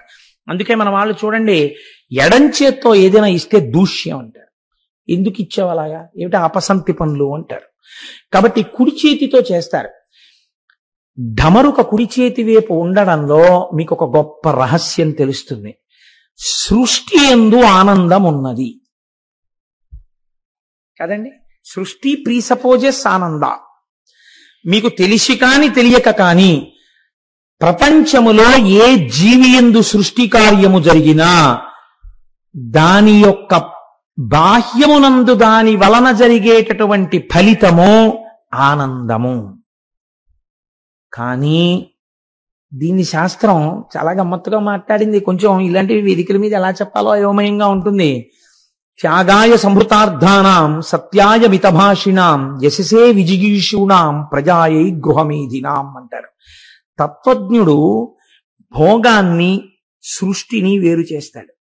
భోగం ఎంతవరకంటే ఆనందము బిడ్డలు కలిగేంతవరకే, తర్వాత ఇంకా భోగలాలసత వైపుకు వెళ్ళడు. జ్ఞానాభిలాషి వైరాగ్యమును పొందడానికి ఈ సుఖము సుఖమా, దీని నిరంతరం ఎలా అవుతుందని తాను ఆనందమును పొందేటటువంటి ప్రయత్నం చేస్తాడు. ఎప్పుడూ ఆనందంలో ఉండడం ఎలా, ఆత్మాభిలాషి అవుతాడు. కాబట్టి కుడి చేతి వైపే ఢమరుక ఉండాలి.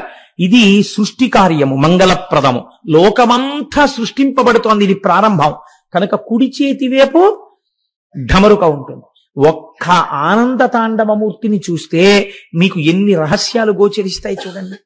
ఇప్పుడు ఎడం చేతి వైపు ఏముంది? అగ్నిహోత్రం ఉంది. ఈ అగ్నిహోత్రం దేనికి గుర్తు? మీకు మొన్నటి రోజున నేను భస్మ గురించి చెప్పాను. అన్ని వస్తువులు చివరికి ఏమైపోతాయి? భస్మయే అయిపోతాయి. భస్మ ఏమవుతుంది? ఇంకేమవదు. కాబట్టి ఇవాళ ఇక్కడ పుట్టింది, ఇది చివరికి ఏమవుతుంది? భస్మయే అవుతుంది. కాలముల్లో వచ్చింది, డేట్ ఆఫ్ బర్త్ ఉంది కాబట్టి ఇదేమవుతుంది? ఒకనాడు భస్మ అయిపోతుంది, బూడిదైపోతుంది. ఒక చెట్టు పుట్టింది ఏమైపోతుంది? భస్మ అయిపోతుంది. ఒక జంతువు పుట్టింది ఏమైపోతుంది? భస్మ అయిపోతుంది. ఒక మనిషి పుట్టాడు ఏమైపోతాడు? భస్మ అయిపోతాడు. ఇది లోపల బాగా నిలబడింది అనుకోండి, తప్పు పనులు చేయడానికి ఇష్టపడ్డాడు. ఎందుకు? ఏం చేస్తావు? ఆఖరికి నువ్వు అయిపోయేది ఇంత బూడిద. దీనికోసం ఎందుకంత వెంపర్లాట? నువ్వు పట్టుకెళ్ళడానికి వేరే జీవుడు పట్టుకెళ్ళవలసిన పాపపుణ్యాలున్నాయి. చేసిన కర్తృత్వము దాంట్లో పడిపోతుంది. ఎందుకు అనవసరంగా అవన్నీ?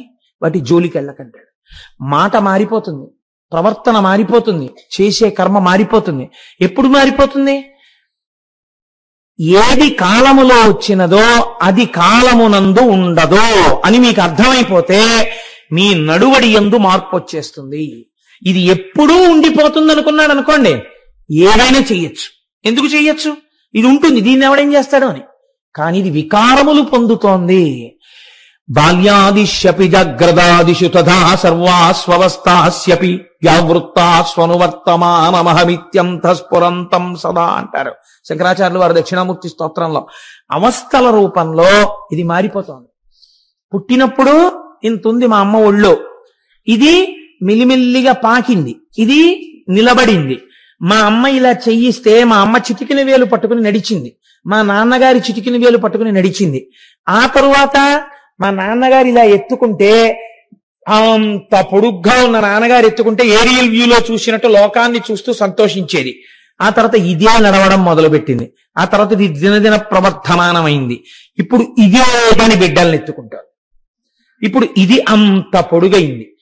కొన్నాళ్లు పోయిన తర్వాత ఇది తరిగిపోతుంది, ఇది జర్జరీభూతం అయిపోతుంది, ఇది ముడతలు పడిపోతుంది, ఇది ఇంత ధాటిగా మాట్లాడలేదు, ఇది క్రమక్రమంగా క్షీణించిపోయి ఇది నేను తినలేను అంటుంది, దంతపుష్టి లేదు అంటుంది, అని ఇది నాకు జీర్ణం అవ్వట్లేదు అంటుంది. కొన్నాళ్లకి ఇది లేని స్థితి వచ్చేస్తుంది.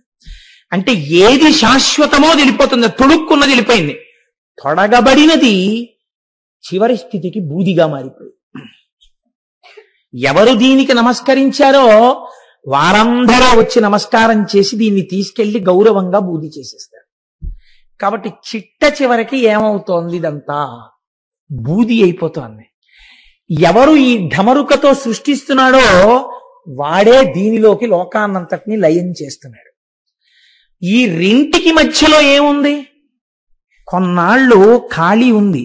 ఇది బ్రతుకు, భవతి, ఉన్నావు అన్నటువంటి విశేషం. డేట్ ఆఫ్ బర్త్ కి డేట్ ఆఫ్ డెత్ కి మధ్యలో ఉన్నటువంటి టైం.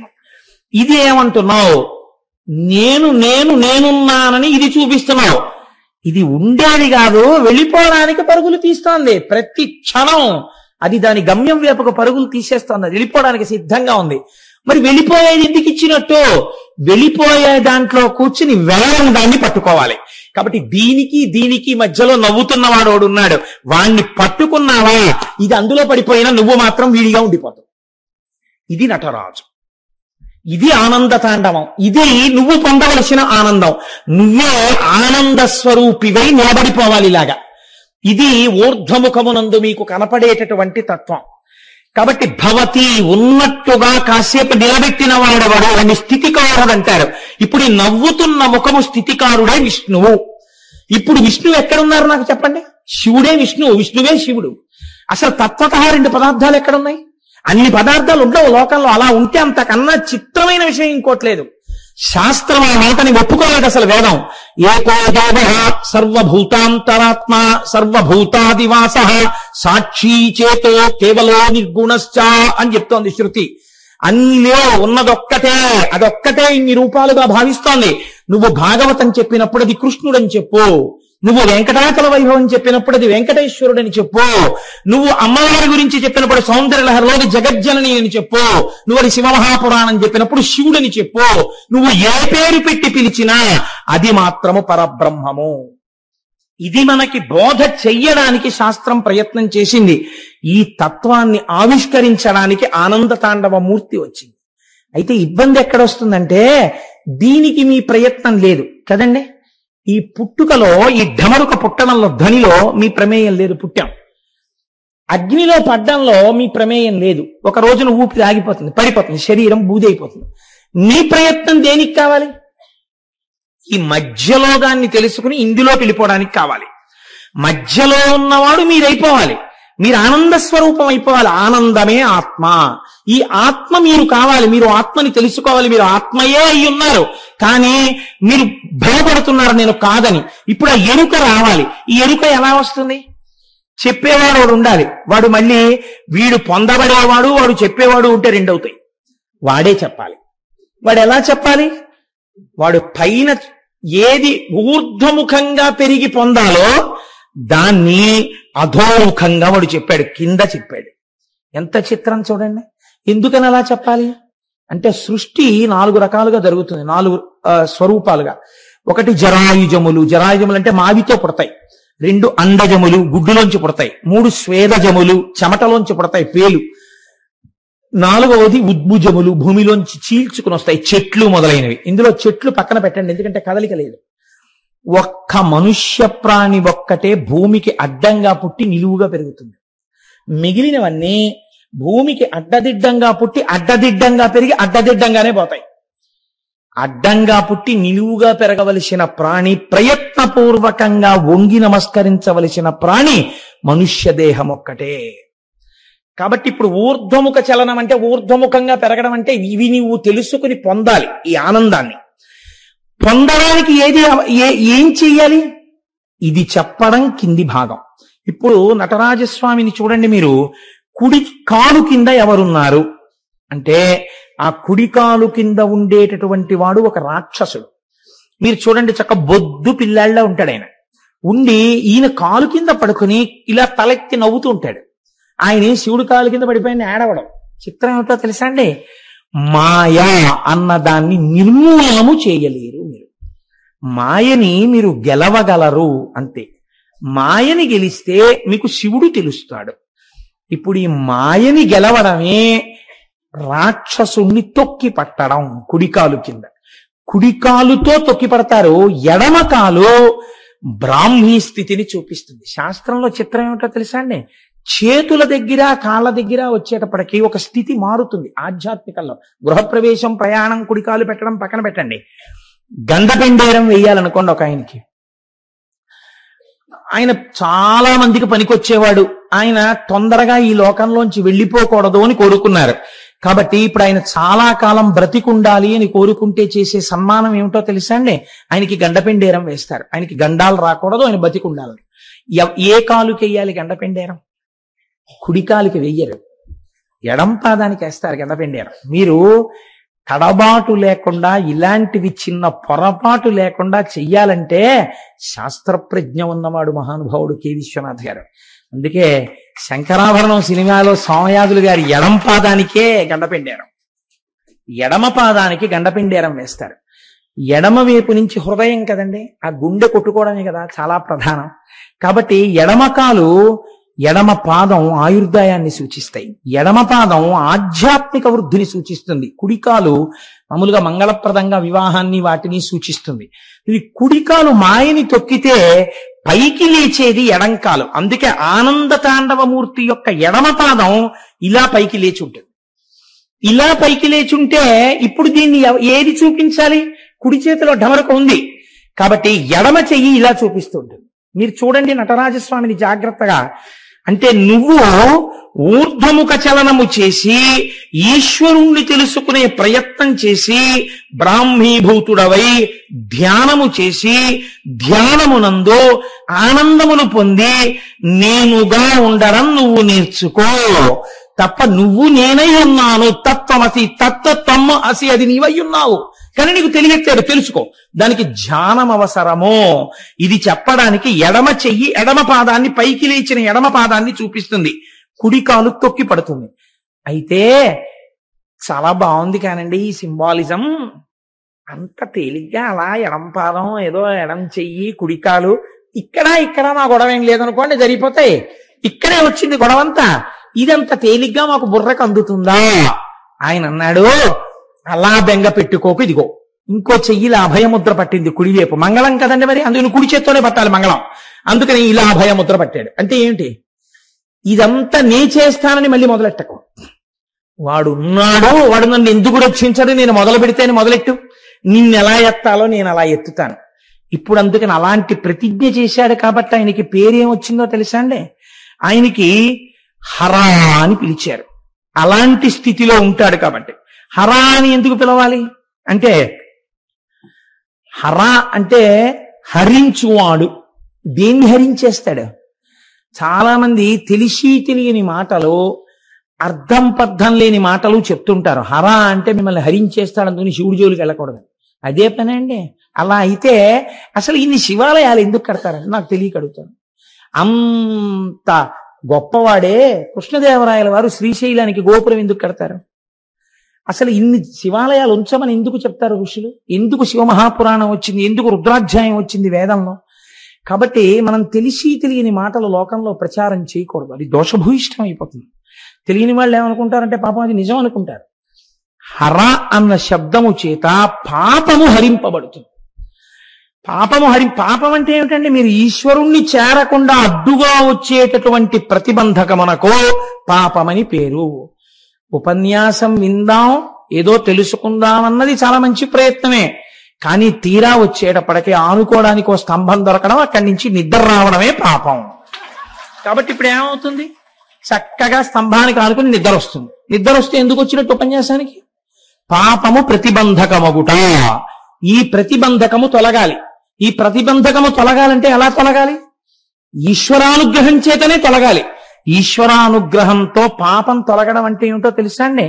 మీరు తొలగించుకుని ఈశ్వరుడి వైపుకి వెళ్ళలేకపోతున్నారు కాబట్టి మీరు ఆయన పాదాలు గట్టిగా పట్టుకుని అన్యథా శరణం నాస్తిత్వమేవ శరణం మమ శరణం తరుణేందుశేఖర శరణం మే గిరిరాజ కన్యక శరణం పునరేవతావుభౌ శరణం నాణ్యదుపైమి దైవతం. ఈశ్వరా, నిన్నే శరణు పొంది ఉన్నాను, నన్ను ఉద్ధరించు అని మీరు పూనికతో ఆయన పాదాలు పట్టుకుని ఒక నామం చెప్పండి, ఒక పువ్వు వేయండి. అందుకే ప్రపంచంలో అన్నింటికన్నా పనికి మాలినవేవో శివుడు అడుగుతాడు. ఎందుకు అడుగుతాడో తెలుసా అండి? ఉదారుడై ఉండాలండి ప్రపంచంలో. మీరు చూడండి, మీకు అన్ని రకాలుగాను అభ్యున్నతిని కలిగించేటటువంటివి ఏవి ప్రపంచంలో? లోకంలో అంత పూజనీయమైన వస్తువు అంటూ ఉంటే ఆవు పాలే. తల్లికి పాలు లేవనుకోండి, ఆవు పాలు పట్టాలి శిశువుకి. మీకు గ్రహదోషం వచ్చిందనుకోండి, ఆవు పాలతో అభిషేకం చేయాలి. మీరు ఆదివారం నాడు సూర్యుడికి పరవన్నం వండాలనుకోండి, ఆవు పాలతో వండాలి. మీకు ఇన్ని పాలనిచ్చేటటువంటి ఆవు యొక్క గొప్పతనం చూడండి.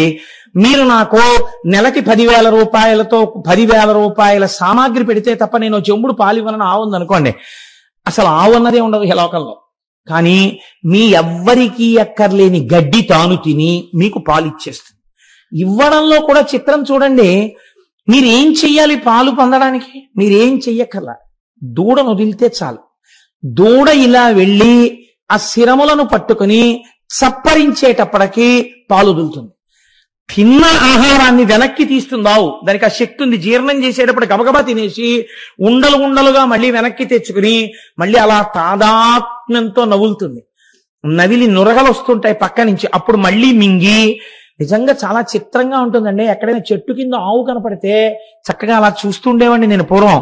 ఎందుకంటే అది నెమర వేసుకుంటున్నప్పుడు చూస్తుంటే నిజంగా బా ఏమి ధ్యానముద్రలో ఉందిరా ఇది అనిపిస్తుంది. నేను కోటేశ్వరరావు చెప్పారని కాదు, మీరు చూడండి, ఒక ఉండల అది మింగింది ఇలా కంఠంలోంచి కడుపులోకి వెళ్ళిపోతుంది.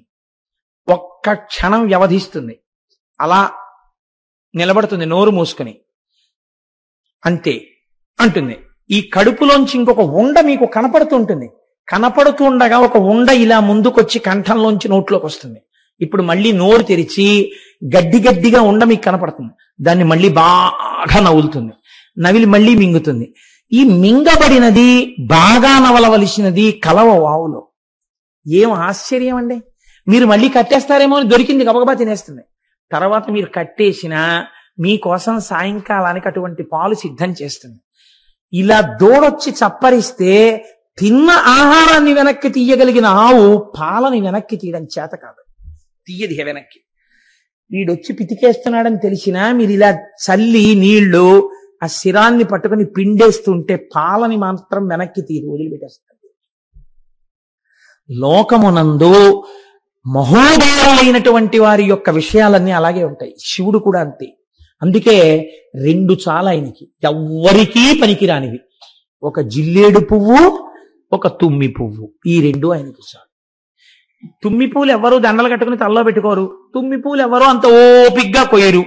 కానీ ఆ తుమ్మి పూలు తీసుకొచ్చి ఇలా వేస్తే చాలు, పొంగిపోతాడు. జిల్లేడు సాధారణంగా పాడుపోయిపోయిన ఇళ్లలో ఉంటుంది, అందులోకి అసలు ఎవరు వెళ్ళరు. కాబట్టి మీరు జిల్లేడు పూలు కోసుకున్నారంట, అదేంటంటే పూలన్నీ కోస్తున్నారో అని ఎవరు అడగరు. ఆ జిల్లేడు పువ్వు ఈ 2 వేస్తే చాలు, పొంగిపోతాడు ఆయన. అబ్బబ్బబ్బబ్బా ఎంత పూజ చేసేసావురా అంటట. కాబట్టి చాలా తేలిక వాటిని పుచ్చుకుని పెద్ద ఫలితాలను ఇస్తాను. ఎందుకు భయపడతావు? ఇది అభయముద్ర. అసలు అలా చేస్తానను చాలు. ఇలా ఓ తుమ్మి పువ్వు పట్టుకొచ్చి ఇలా ఓ పాదం మీద వేయి, చాలు, నిన్ను కౌగిలించేసుకుంటాను నా వాణ్ణని. ఇది హర, నీ పాపాన్ని హరిస్తాను. హరించడంలో ఒక చిత్రం ఉంది. ఈ హరించినప్పుడు క్రమంగా పెరుగుతాడు ఉపాసకుడు. పెరిగి శివ అంటే మంగళాన్ని చేరుతాడు. నేను ఈశ్వర నీవాడను కావాలి అంటాడు. ఇప్పుడు ఈ స్థితి ఎలా ఉంటుందో తెలుసా అండి? తన వారి మధ్యలోనే ఉంటాడు, తన భార్యతో ఉంటాడు, తన పిల్లలతో ఉంటాడు, అందరూ తన వాళ్ళతో ఉంటాడు. కానీ తన వాడు ఎవడు అని అడిగితే లోపల మాత్రం నా శివుడు అంటుంటాడు. పైకి అండి అస్తమానం. అలా అంటే ఇంట్లో గొడవలు వస్తాయి. అలా పైకి అనక్కర్లేదు. నేను చేరవలసినది శివుడనే అంటుంటాడు. ఇప్పుడు ఇలా అంటుంటే ఏమవుతుంది? భార్య భర్తని చేరడానికి ఎలా తపిస్తుందో తాను శంకరుణ్ణి చేరడానికి అలా తపిస్తాడు. అందుకే నాయిక నాయక భావనలతో కవిత్వాలన్నీ వచ్చాయండి. రమణ భగవానులంతటి వారు అరుణాచల అక్షర మణిమాల అని చెప్పి రచన చేసి అరుణాచలేశ్వరుణ్ణి పెళ్లి కొడుగ్గా తన్ని పెళ్లి కూతురుగా సంభావన చేసుకున్నారు. ఎందుకు చేస్తారో తెలుసా? అలాగే వైష్ణవ సంప్రదాయం నందు ఆళ్వారులు అని అంటారు. ఆళ్వారులు అంటే ఏమిటో తెలుసా అండి మీకు? సమస్త శుభలక్షణములు కలిగినటువంటి స్త్రీ ఒక అర్థంలో. అందుకే మీరు పూర్వ రాజశాసనాలు చూస్తే ఫలానా ఆళ్వారిని రాజు పెళ్ళాడని ఉంటుంది. అంటే వాళ్ళు సమస్తమైనటువంటి శుభలక్షణములంటే గొప్ప పవిత్రమైన భక్తిభావమును కలిగినటువంటి వారు, ఈశ్వరుడి చేత పొందడానికి యోగ్యమైనటువంటి వారు. అలాగే మీరు ఈశ్వరుణ్ణే పొందాలనుకున్నప్పుడు భార్య భర్తని చేరినట్టు తాను ఈశ్వరుణ్ణి చేరాలని ఒక్కడే పురుషుడున్నాడు. పతిం విశ్వస్యాత్మేశ్వరగం శాశ్వతగం శివం అచ్యుతం అంటాడు. ఆ శివుడొక్కడే పురుషుడు, వాణ్ణి మేము చేరాలంటారు. ఇప్పుడు స్త్రీ పురుష భావన ఉందా? అందరూ స్త్రీలే, అందరూ ఆయన్ని చేరాలనుకుంటారు. చిత్రం ఏమిటో తెలుసా అండి? ఈ పొందిన స్థితి మీకు గమ్మత్తుగా ఉంటుంది. ఒకానొకప్పుడు బృందావనంలో మహానుభావుడు వల్లభాచార్యుల వారిని చాలా గొప్పవారు. వారు బృందావనానికి విజయం చేశారు. విజయం చేసి అక్కడ స్తోత్రాలు, భజనలు, పాటలు, శిష్యులు చాలా అందంగా గడుపుతున్నారు. అదే బృందావనానికి మీరాబాయి వెళ్ళింది.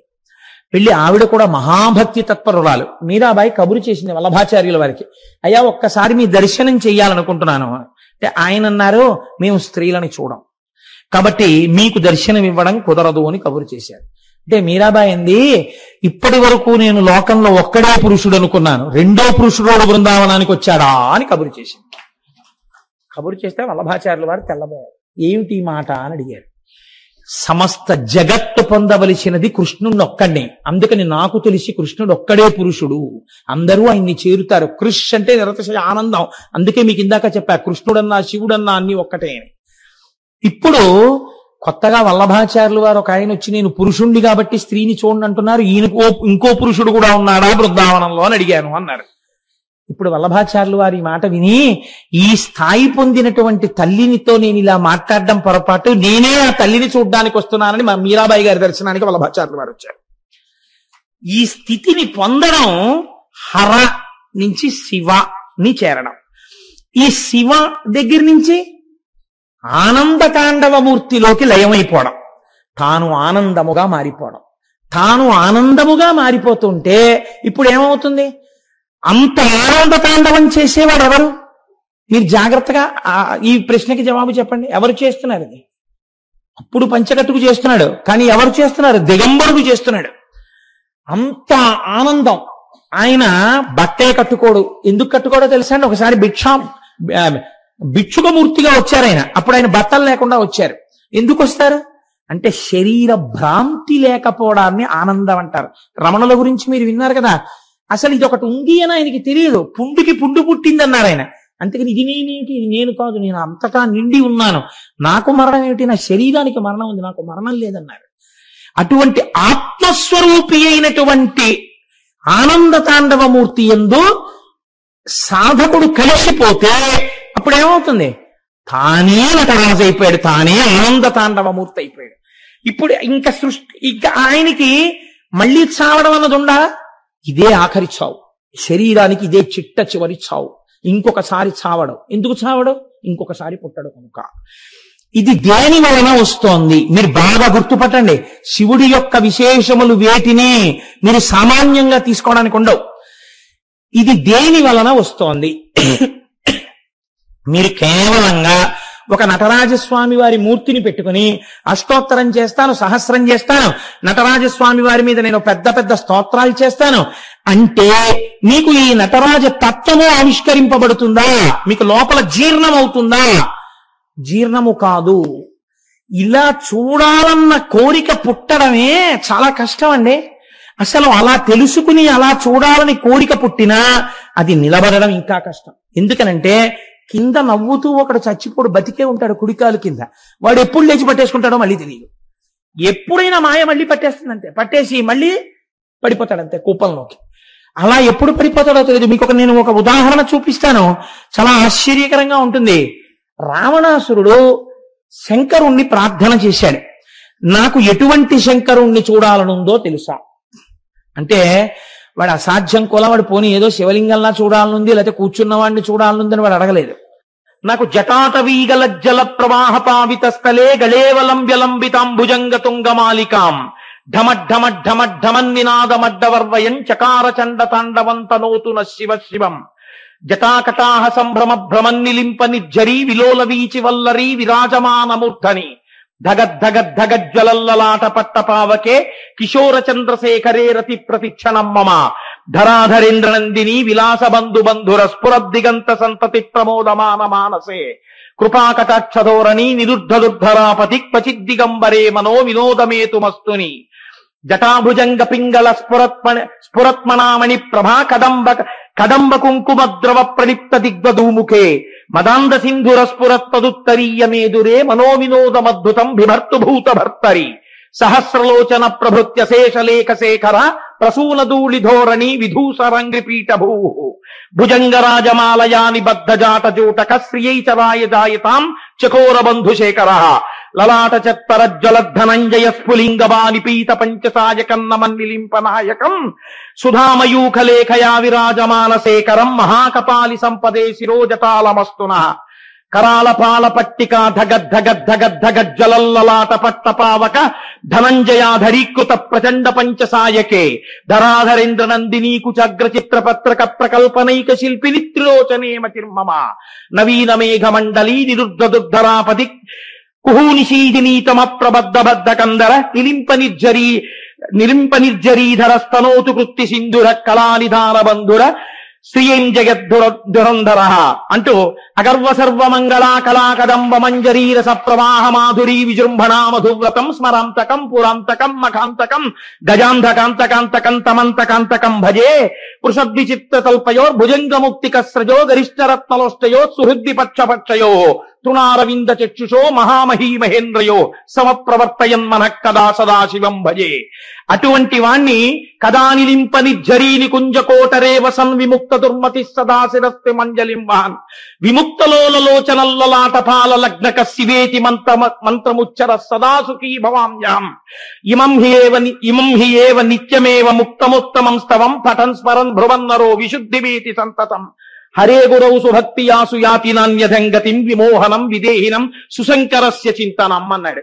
ఇంత చెప్పి జటాకటాహ సంభ్రమ భ్రమన్నిలింప నిర్జరి ఆనంద తాండవం చేస్తున్నప్పుడు ఆ జటాజూటంలో ఉన్నటువంటి గంగ బింది తిరుగుతున్నప్పుడు నీళ్లు ఎలా తిరుగుతాయో అలా తిరుగుతూ పైకి చిప్పిల్లుతున్నవాణ్ణి, జటలు అటు ఇటు ఊగిపోతున్నవాణ్ణి, ఆయన శరీరమును ఆశ్రయించి నిలబడలేక జారిపోతూ శరీరాన్ని గట్టిగా కరిచి పట్టుకున్న పావులున్నవాణ్ణి, ఆనంద తాండవం చేస్తున్నప్పుడు వేదికంతా భస్మతో నిండిపోయేటట్టుగా జలజలా రాలిపోతున్నటువంటి వాణ్ణి, పక్కన అమ్మవారు కూడా చూస్తూ నిలబడలేక సంతోషంతో లేచి తల్లి కూడా నాట్యం చేస్తుంటే జగత పితరం వందే అని ఇద్దరూ కలిసి చేస్తున్నటువంటి తాండవమున్న మూర్తిని, ఏనాడు నేను గంగా తీరంలో స్నానం చేసి సైకతంలో కూర్చుని రెండు చేతులు శిరస్సు మీద పెట్టి కదా నిలింప నిర్జరీని కుంజకోటరేవ సన్విముక్త దుర్మతి సదాశిరస్తమంజలింవాన్ నేను లోపల పంచాక్షరి మహామంత్రం చేస్తూ అలా చూస్తుంటే నాకు వారణాసి శిఖర గోపురముల మీద నుంచి 3 నేత్రములు కలిగినటువంటి ఆ ఆనంద తాండవమూర్తి అయిన శంకరుడు నాకెన్నడూ దర్శనమిస్తాడో నేను ఉవ్విళ్ళూరుతున్నాను, నాకు శంకరుడు గురువయ్యిట్లు దర్శనమిచ్చుగాక అని స్తోత్రం చేశాడు.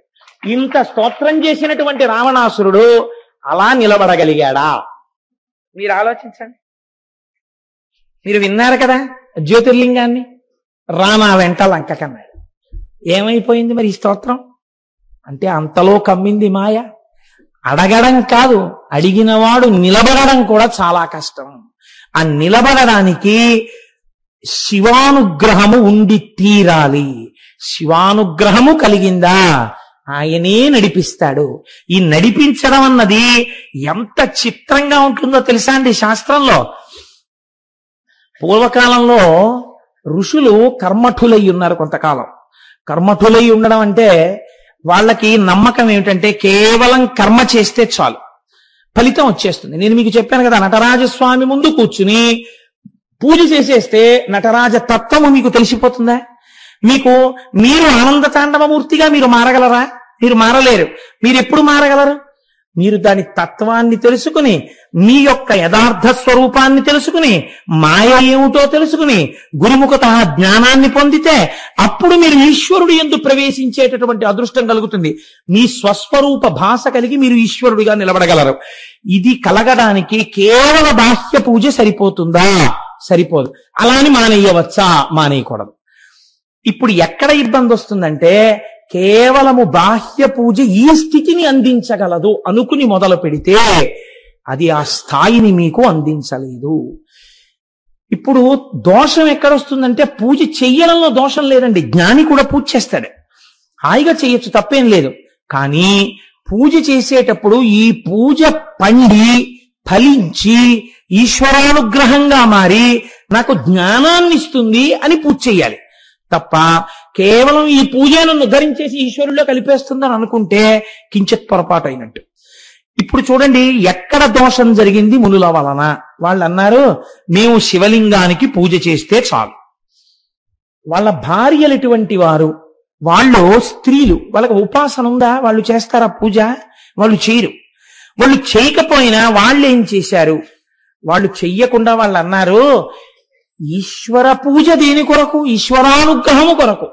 ఆ ఈశ్వరుడు నిజమైన నేను నాది, దాన్ని చేరుకోవాలి తప్ప కేవలము పూజ రక్షించదు. పూజ చేత ప్రీతి పొందిన ఈశ్వరానుగ్రహము మనని రక్షిస్తుంది అని వీళ్ళు నమ్మారు. వీళ్ళు ఆడవాళ్ళు, వాళ్ళు మగవాళ్ళు. వీళ్ళు భర్తలతో ఈ మాట చెప్పలేరు కదా ధైర్యంగా. అందుకని వీళ్ళు రోజు కర్మలంపటులై పూజ ఒక్కటే చేసేవారు, జ్ఞానం వైపుకి వెళ్ళలేదు. ఒకానొక నాడు అరణ్యంలోకి దర్భలు సేకరించుకుని, మారేడు దళాలు సేకరించుకుని, పువ్వులు సేకరించుకుని రావడం కోసమని వెళ్ళారు. పరమశివుడు గొప్ప సౌందర్య రాశి అయి, రాశీభూతమైన అందమై, అసలు కన్ను విప్పి చూసిన తరువాత ఇంకా కన్ను ముయ్యలేనంత అందగాడై ఆయన ఈ దారుకావనంలో ఈ మునులు ఉండేటటువంటి ఆ కుటీరముల దగ్గరకు వచ్చాడు. రావడంలో ఒక చిత్రం చేశాడు. ఎలా వచ్చాడు? ఒంటి మీద నూలు పోగు లేకుండా వచ్చాడు. ఇది భిక్షాటనమూర్తి అని చాలా సౌందర్య రాశి. మీకు చాలా చోట్ల ఈ మూర్తి ఉంటుంది. వస్త్రము లేని భాగాన్ని ఒక పాము చుట్టుకున్నట్టుగా వేస్తూ ఉంటారు ఫోటోలు. నేను ఎక్కడ చూశానో నాకు స్ఫురణలో లేదు, కానీ చాలా పెద్ద ఫోటో. భిక్షాటనమూర్తి ఎంత అందంగా ఉంటుందో.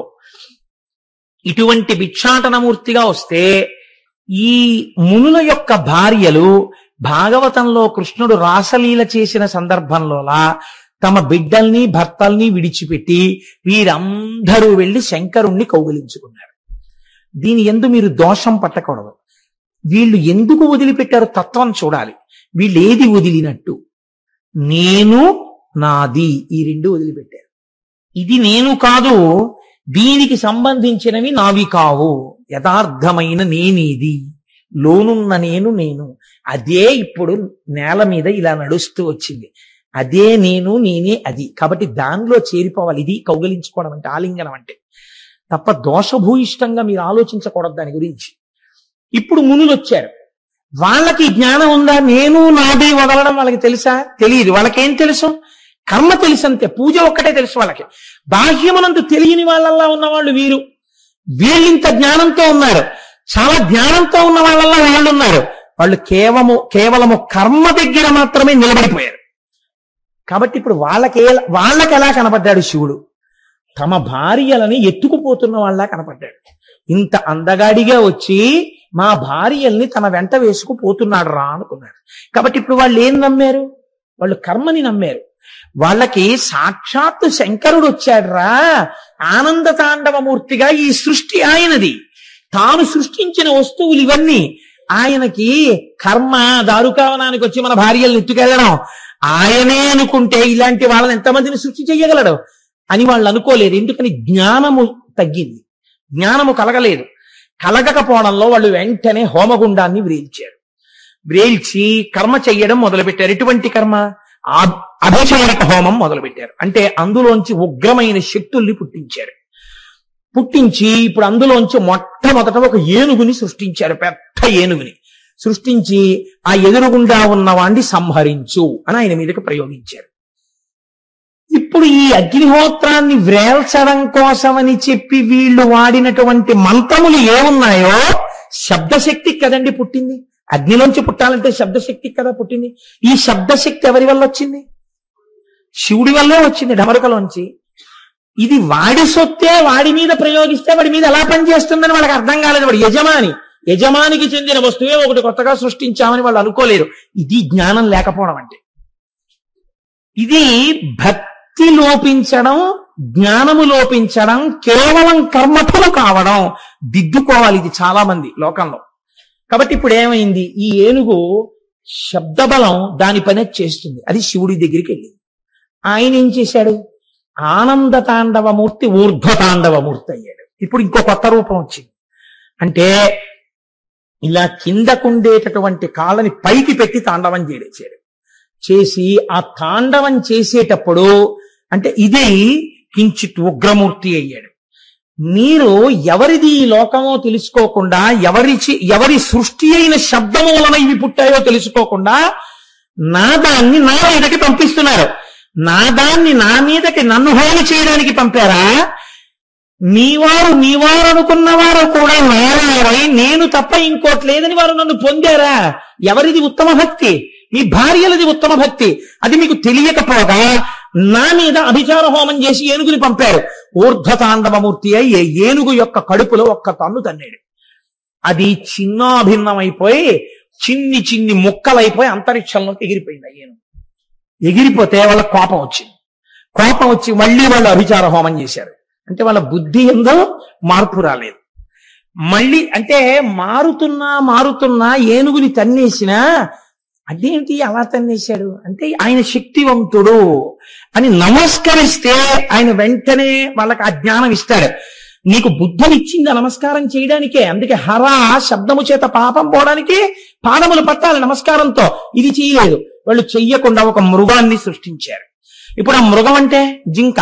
అది చక్క ఇలా అలా చూస్తూ, చూపులు అందం కదండి జింకకి, అది పరిగెత్తుకుంటూ శంకరుడి దగ్గరికి వెళ్ళింది. ఇప్పుడు శంకరుడు ఏం చేశాడంటే దాన్ని ఏం చేయలేదు, దానికన్నా అందంగా చూశాడు. చాలా అందమైన వాడు కదండి, అందమైన వాడు కాబట్టి అందమైన వాడి యొక్క గొప్పతనం ఎక్కడుంటుంది? అందం 90% చూపుల్లోనే ఉంటుంది. అన్నీ బాగుండి కళ్ళు బాగులేవు అనుకోండి, ఆ ముఖంలో అందం క్షీణించిపోతుంది. ఒక్కొక్కడు పైకి ఎంత బాగున్నా ఇలా చూపే ముటముటలాడిపోతుంది అనుకోండి, ఎవడో దగ్గరికి వెళ్ళాడు. చూపులు ప్రసన్నంగా ఉన్నాయనుకోండి, ఆయన్ని చేరుతారు నలుగురును. కాబట్టి ఇప్పుడు ఆయన బహుప్రసన్నమూర్తి అయి ఏమిటి నా చూపుల కన్నా అందమా నీ చూపులు అన్నట్టుగా, ఏమిటి అంతలా చంచలమైన చూపులతో వచ్చావు ఓ జింక అని తన అంతకన్నా అందంగా కళ్ళు తిప్పి చూశాడు. చూస్తే జింక అనుకుందిట, నేను ఇన్నాళ్ళు కళ్ళు తిప్పింత అందంగా చూసేదాన్ని నేనేని లోకంలో చెప్పుకున్నారు, నాకన్నా అందంగా కళ్ళు తిప్పి చూసేవాడు ఉన్నాడు, వీడి దగ్గర ఎలా చూడాలో నేర్చుకుందామని ముఖం ఎత్తి చూపులు నిలబడిపోయి ఆయన కదులుతున్న చూపులు చూస్తే ఇప్పుడు ఆయన ఏం చేశాడు, తక్కువ కోడిపెట్టని పట్టుకున్నట్టు తన వంక నేర్చుకోవాలని చూసింది. చిన్న భావన సత్వమైంది, చంపలేదు. పక్కన దాన్ని 4 కాళ్ళని పట్టుకుని ఇలా పైకెత్తో చేత్తో పట్టుకున్నాడు. మీరు చెప్తున్నారు కదండి రోజు, ధవలవపుషం ఇందోమండలే సన్నివిష్టం భుజగవలయహారం భస్మదిగ్ధాంగమీశం మృగల పరశు పాణిం. ఒక చేతిలో ఆ లేడిని పట్టుకున్నాడని చెప్తున్నారు కదా, అదే ఈ లేడి. దారుకావనంలో పట్టుకున్న లేడే ఆ లేడి. ఇప్పుడు ఆ లేడిని పట్టుకున్నాడు. ఇప్పుడు ఈ లేడి ఏం చేస్తోందట, 4 కాళ్ళు పట్టుకున్నా గింజుకోవాలి, గింజుకుని దూకేద్దామని చూడాలి. అది అలా చేయట్లేదట, అది అలాగే ఉండిపోయింది చేతిలో. ఆయన కళ్ళ వంక అలా చూస్తోంది. అబ్బాయి ఎంత బాగా కదులుతున్నాయో కళ్ళని. అప్పటి నుంచి ఇప్పటి వరకు అది శాశ్వతత్వాన్ని పొందేసింది. ఎలా పొందేసింది? కింద పెద్ద పులుంది, అమ్మవారి వాహనం, దానికి భయం లేదు. ఎందుకు భయం లేదు? శంకరుడి చేతిలో ఉంది. శంకరుడి చేతిలో ఉన్న ఏనుగులో ఎందుకు పేలిపోలేదు? శంకరుడి చూపులు చూడడంలో మగ్నం అయిపోయి ఆనందాన్ని పొందుతూ ఆయన్ని చూస్తోంది. అలా చూస్తోంది కనుక శంకరుడు దాని జోలికి వెళ్ళలేదు, అలా చేత్తో పట్టుకున్నాడు. ఇందులో చాలా రహస్యాలు ఉంటాయండి. అందుకే హృదయ కమల మధ్యే సంతతం చింతయామి అంటారు. జింకని పట్టుకున్నాడు. ఇప్పుడు వాళ్ళు ఏం చేశారు? అన్నన్నన్నన్నా మనం ఇంత జింకని ప్రయోగిస్తే ఆయన పట్టేశాడు రా అని, ఈ మృగం కాదు మనం ఇంకొకటి విడిచిపెడదామని ఒక పెద్ద పులిని సృష్టించారు. ఆ పెద్ద పుల్ని ఆయన మీదకి విడిచిపెట్టారు. ఆయన ఏం చేశాడు? ఒక్క గుద్దు గుద్ది పగలగొట్టి దాని చర్మాన్ని ఊడదీసేసి దాన్ని తీసి వల్లవాటుకొక్కటి కట్టుటకొక్కటి వస్త్రార్థమిచ్చితి ఈశ్వర నీకు. మొన్న మానస పూజలో విన్నారు కదా, ఆ ఏనుగు తోలు కట్టుకున్నాడు, ఈ పులి చర్మం తీసి పైన వల్లవాటుగా ఉత్తరీయంగా కట్టుకున్నాడు. కట్టుకుని కూర్చున్నాడు. కూర్చునేటప్పటికీ వీళ్ళు చూశారు. అన్న ఇంకా మనం ఏం చేయలేనురా, మనం చేసిన అభిచార హోమాలన్నీ పాడైపోయాయి, ఈయన ఇలా ఉన్నాడేమిట్రా మనిషి అని వెళ్ళప్పుడు నమస్కారం చేశాడు. చేస్తే ఈ మునులందరికీ ఆయన తత్వబోధ చేశాడు. అప్పుడు ఇది కాదురా అబ్బాయి, మీరు తెలుసుకోవలసినది ఆనంద తాండవమూర్తి అంతా మీరు చేరిపోవడం ప్రయోజనం. దానికి కేవల కర్మ కాదు, కర్మ జ్ఞానమునకు ఆలంబనం కావాలి. జ్ఞానమును పొందడానికి కర్మ చెయ్యాలి తప్ప కేవల కర్మ మిమ్మల్ని ఉద్ధరిస్తుందని చెయ్యరాదు. అది నువ్వు తెలుసుకో. అందుకేనండి సత్యనారాయణ స్వామి వారి వ్రత కథ అలా వెళ్ళడానికి కారణం అది. మీరు చూడండి, ముందు నమ్మకం లోకంలో శాస్త్రం మీద ఎవరికి ఉండాలి? బ్రాహ్మణుడికి ఉండాలి, చదువుకునేవాడు వాడు కాబట్టి ముందు ఎవరు చేశారు సత్యనారాయణ వ్రతం? బ్రాహ్మణుడు చేశాడు. బ్రాహ్మణుడు చెయ్యగానే వాడికి ఐశ్వర్యం వచ్చింది. ఇప్పుడు అది ఎవరు చూశారు? సమాజంలో అట్టడుగున ఉన్నటువంటి ఒక కట్టెల మోపులు అమ్ముకునే వ్యాపారి చూశాడు. ఆయన కట్టెల మోపు అక్కడ పెట్టి ఆ వ్రతాన్ని అలా చూసి ప్రసాదం తిని, అయ్యా నేను చేసుకోవాలి, నాకు చేసుకోవాలని ఉందండి అన్నాడు. నువ్వేం చేయగలవు అన్నాడు ఆ బ్రాహ్మణుడు. అనలేదు. ఇది ఎలా చేసుకోవచ్చో కల్పం అంతా చెప్పి, ఇంకొక మాటలో చెప్పాలంటే ఈయనే చేయించినట్టు. ఇప్పుడు ఆయన ఏమయ్యాడు? ఆయన కూడా వైభవాన్ని పొందేశాడు. మధ్యలో క్షత్రియుడు రాజు, ఆయన ఏం చేశాడు?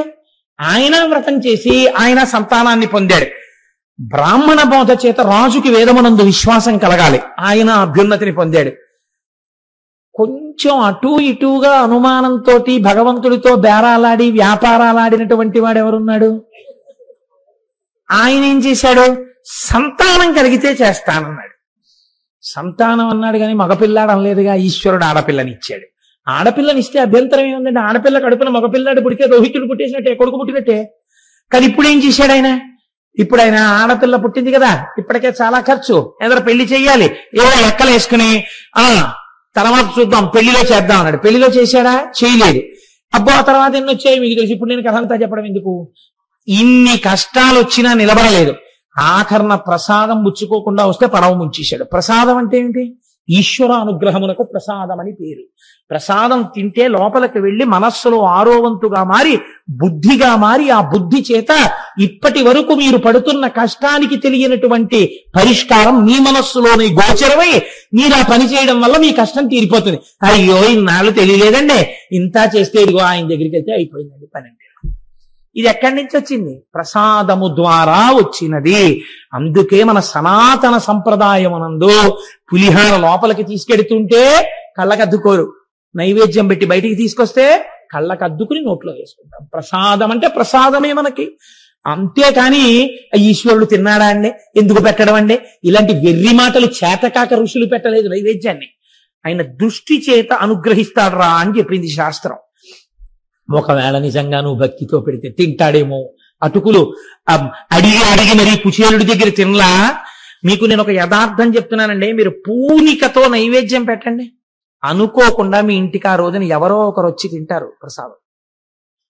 ఖచ్చితంగా జరుగుతుంది. ఈశ్వరుడు ఢమరుకా అవన్నీ పట్టుకుని వచ్చేయక్కర్లేదు, ఎవరి రూపంలోనో వస్తాడు. మీకు ప్రసాదం ఈయనకి ముందు పెడదామనిపిస్తుంది.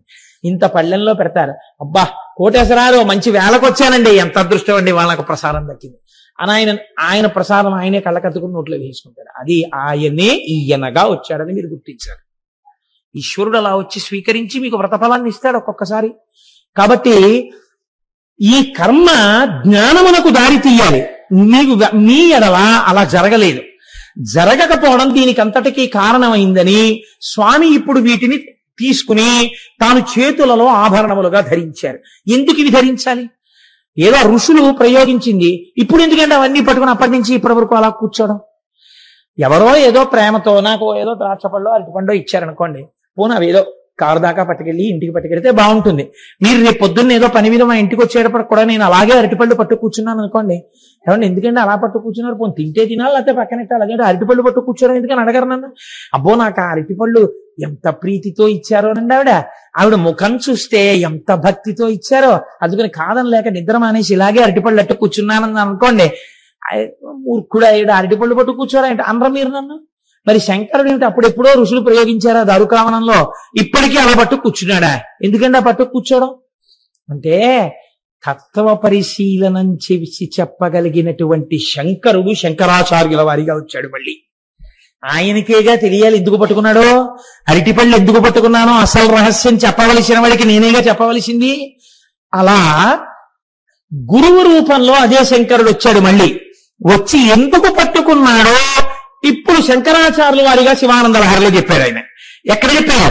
కరలగ్న మృగ కరేంద్రభంగో ఘన శార్దూల విఖండనోస్తజంతు గిరిశో విశదాకృతిశ్చ చేతః కుహరే పంచముఖోస్తి మే కుతోభైః అని ఒక శ్లోకాన్ని రచన చేశారు. కరలగ్న మృగ, చేతితో పట్టుకోబడినటువంటి మృగమున్నవాడు. మరి మీరు ధ్యాన శ్లోకం చెప్తున్నారు కదండి ఇప్పటికీ అదే. ఈ మృగమునకు అర్థం ఏమిటో తెలుసండి? ఇది చించలమై ఉంటుంది. జింక లేదా లేడీ ఎప్పుడూ కూడా ఇలా పరిగెడుతుంది, ఆగుతుంది, చూస్తుంది, పరిగెడుతూ ఉంటుంది. భీతహరిణ అంటారు. భయంతో అలా పరుగులు తీస్తూ ఉంటుంది, ఆగుతూ ఉంటుంది, వెడుతూ ఉంటుంది, చంచలత్వంతో ఉంటుంది తప్ప ఎప్పుడో చోట స్థిరంగా అలా నిలబడి ఓ ఏనుగులాగో అలా ఏం ఉండదు. ఇప్పుడు ఈ జింకని వేటాడేటప్పుడు సింహానికో లక్షణం ఉంటుంది. అది ఏం చేస్తుంది అంటే జింకని చంపేటప్పుడు అదే పనిగాను హీన ప్రకృతితో చంపదు.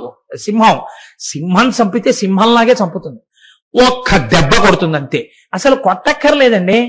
పరిగెడుతున్నటువంటి లేడి మీదకి రెండు ముందు కాళ్ళు పైకెత్తి దాని కడుపు కింద వరకు పంజాలో గోరును విచ్చి పట్టుకునేటప్పటికీ చచ్చిపోతుంది లేడీ. మీద సింహం పడిపోయిందని తెలియగానే ఇప్పుడు అది ఏం చేస్తుందంటే తన నోట కరుచుకుని చేత్తో ఎత్తినట్టుగా పట్టుకుని రెండు చేతులతో ఎత్తుతో గుహలోకి ఈడ్చుకుపోతుంది. ఈశ్వర, మీరు ఒక సింహమై ఆ మృగమును పట్టి ఉన్నారు. కరీంద్రభంగో, సింహము ఏనుగుని ఎలా చంపుతుందో అలా మీరు ఒక ఏనుగుని చంపారు. ఘన శార్దూల విఖండనోస్త జంతు, మీరు ఒక పెద్ద పులిని సింహం ఎలా చంపుతుందో అలా చంపి దాని తోలు తీసి కట్టుకున్నారు. గిరిశో విశదాకృతిశ్చ చేతః, ఈ సింహం కొండ గుహలో ఉంటుంది, మీరు హిమాలయ పర్వతాల మీద గుహలో ఉంటారు. కుహరే పంచముఖోస్తి మే కుతోభీః, ఈ గుహ ఎక్కడుందో శంకరాచార్యులు వారు మార్చేశారు. ఎంత చిత్రం చేశారంటే ఇక్కడ రహస్యం చెప్తున్నారు. ఋషులు ప్రయోగించింది శివుడు ఎందుకు పట్టుకున్నాడు. చంచలమైనటువంటి మృగము చంచలత్వమును ఎప్పుడు మానేసింది? ఎప్పుడు మానేసిందండి కదలడం? జింక కళ్ళు కూడా తిప్పడం ఎప్పుడు మానేసింది? శివుడు చూపుల వంక తాను చూడడం వచ్చినప్పుడు ఇంకా తాను కదలడం మానేసి చక్కగా ఆయన చేతిలో తన 4 కాళ్ళు ఉండిపోతే అలా చూస్తోంది. శంకరుడి కన్నుల వంక చూడడం నేర్చుకుంది. నీ మనస్సనబడేటటువంటి చంచలమైన మృగము కూడా అటు ఇటు తిరగడం ఎప్పుడు మానేస్తుందో తెలుసా? నువ్వు కూడా శివుడి పాదముల దగ్గర చేరినప్పుడు సింహమనబడేటటువంటి పరమశివుడు ఆ లేడి యొక్క 4 కాళ్ళని కలిపి పట్టుకున్నప్పుడు ఆయన కన్నుల వంక చూడని నీకు అలవాటైపోతే, శివుడి ముఖమండలాన్ని చూడడం నీకు అలవాటైతే, శివుడికి ఏమని వేశారు పేరు? పంచముఖోస్తి. పంచముఖం అన్నారు. పంచముఖం అంటే 5 ముఖాలు ఉన్నది, 5 ముఖాలు ఉన్నవాడు శివుడు. ఇక్కడ పంచముఖం అంటే వెడల్పైన ముఖం ఉన్నది అని. సింహానికి ముఖం చాలా వెడల్పుగా ఉంటుంది, శరీరం చాలా సన్నగా ఉంటుంది. నడుము చూడండి సన్నగా ఉంటుంది. అందుకే మనం పంచపాత్ర అంటాం. పంచపాత్ర పట్టారా సంధ్యావందనం చేసుకుంటానంటారు. పంచపాత్ర అంటే ఏంటి? పైన వెడల్పుగా ఉంటుంది, ఇలా సన్నగా ఉండి కిందకి సన్నగా ఉంటుంది. ముఖం పంచ అంటే విశాలంగా ఉంటుంది కాబట్టి పంచాస్యము, పంచపాత్ర, ఇలా విశాలమైనటువంటి ముఖమున్నటువంటి శంకరుడి ముఖాన్ని చూడడం వచ్చినటువంటి జింక చలనము లేకుండా ఆగినట్టు ఎప్పుడూ చంచలత్వాన్ని పొందినటువంటి మనస్సు చంచలత్వమును విడిచి స్థిరత్వాన్ని పొందేది ఎప్పుడు? శంకరుణ్ణి చూడడం వచ్చినప్పుడు. ఇప్పుడు నువ్వు ఆయన్ని పట్టుకోవడానికి వచ్చి నిలబడి ఒక్కసారి అలా చూస్తే, ఇదొక్కటి నువ్వు చూస్తే చాలు, ఆయనే పట్టుకుని ఇలా తన చేతిలో పట్టుకుంటాడు. ఇంకా నువ్వు అది చూస్తూ ఉండిపోతావు అంతే. ఆ చూపుల ఆనందాన్ని పొందుతూ ఆనంద తాండవమూర్తిలో ఒక మృగం కలిసిపోయింది. నువ్వు కూడా ఒక్కసారి ఆయన వేపుకు పరిగెత్తాలి, మృగం పరిగెత్తినట్టు. ఆయన వేపుకు నీ మనస్సు పరిగెత్తి ఆయన పాదములు పట్టుకునే ప్రయత్నం నువ్వు చేస్తే, ఒక నాళం చెప్తే, ఒక తుమ్మి పువ్వు వేస్తే, ఒక బిల్లదయం వేస్తే, ఒక జిల్లేడు పువ్వు వేస్తే, ఒక శివాష్టోత్తరం చెప్తే, ఒక శరణాగతి చేస్తే ఆయన నిన్ను పట్టుకుంటాడు. ఇప్పుడు నువ్వేం చేస్తావు? ఆయన చూపులతో నీ చూపులు కలిసి అలా ఉండిపోతావు. కాబట్టి ఈశ్వర మాకు బోధ చేస్తున్నావు, అందుకు పట్టుకున్నావు ఆనాటి నుంచి ఈనాటి వరకు మృగాన్ని. మరి అటువంటి వాడివి కరీంద్రభంగో, ఏనుగుని మాత్రం చంపేశామే.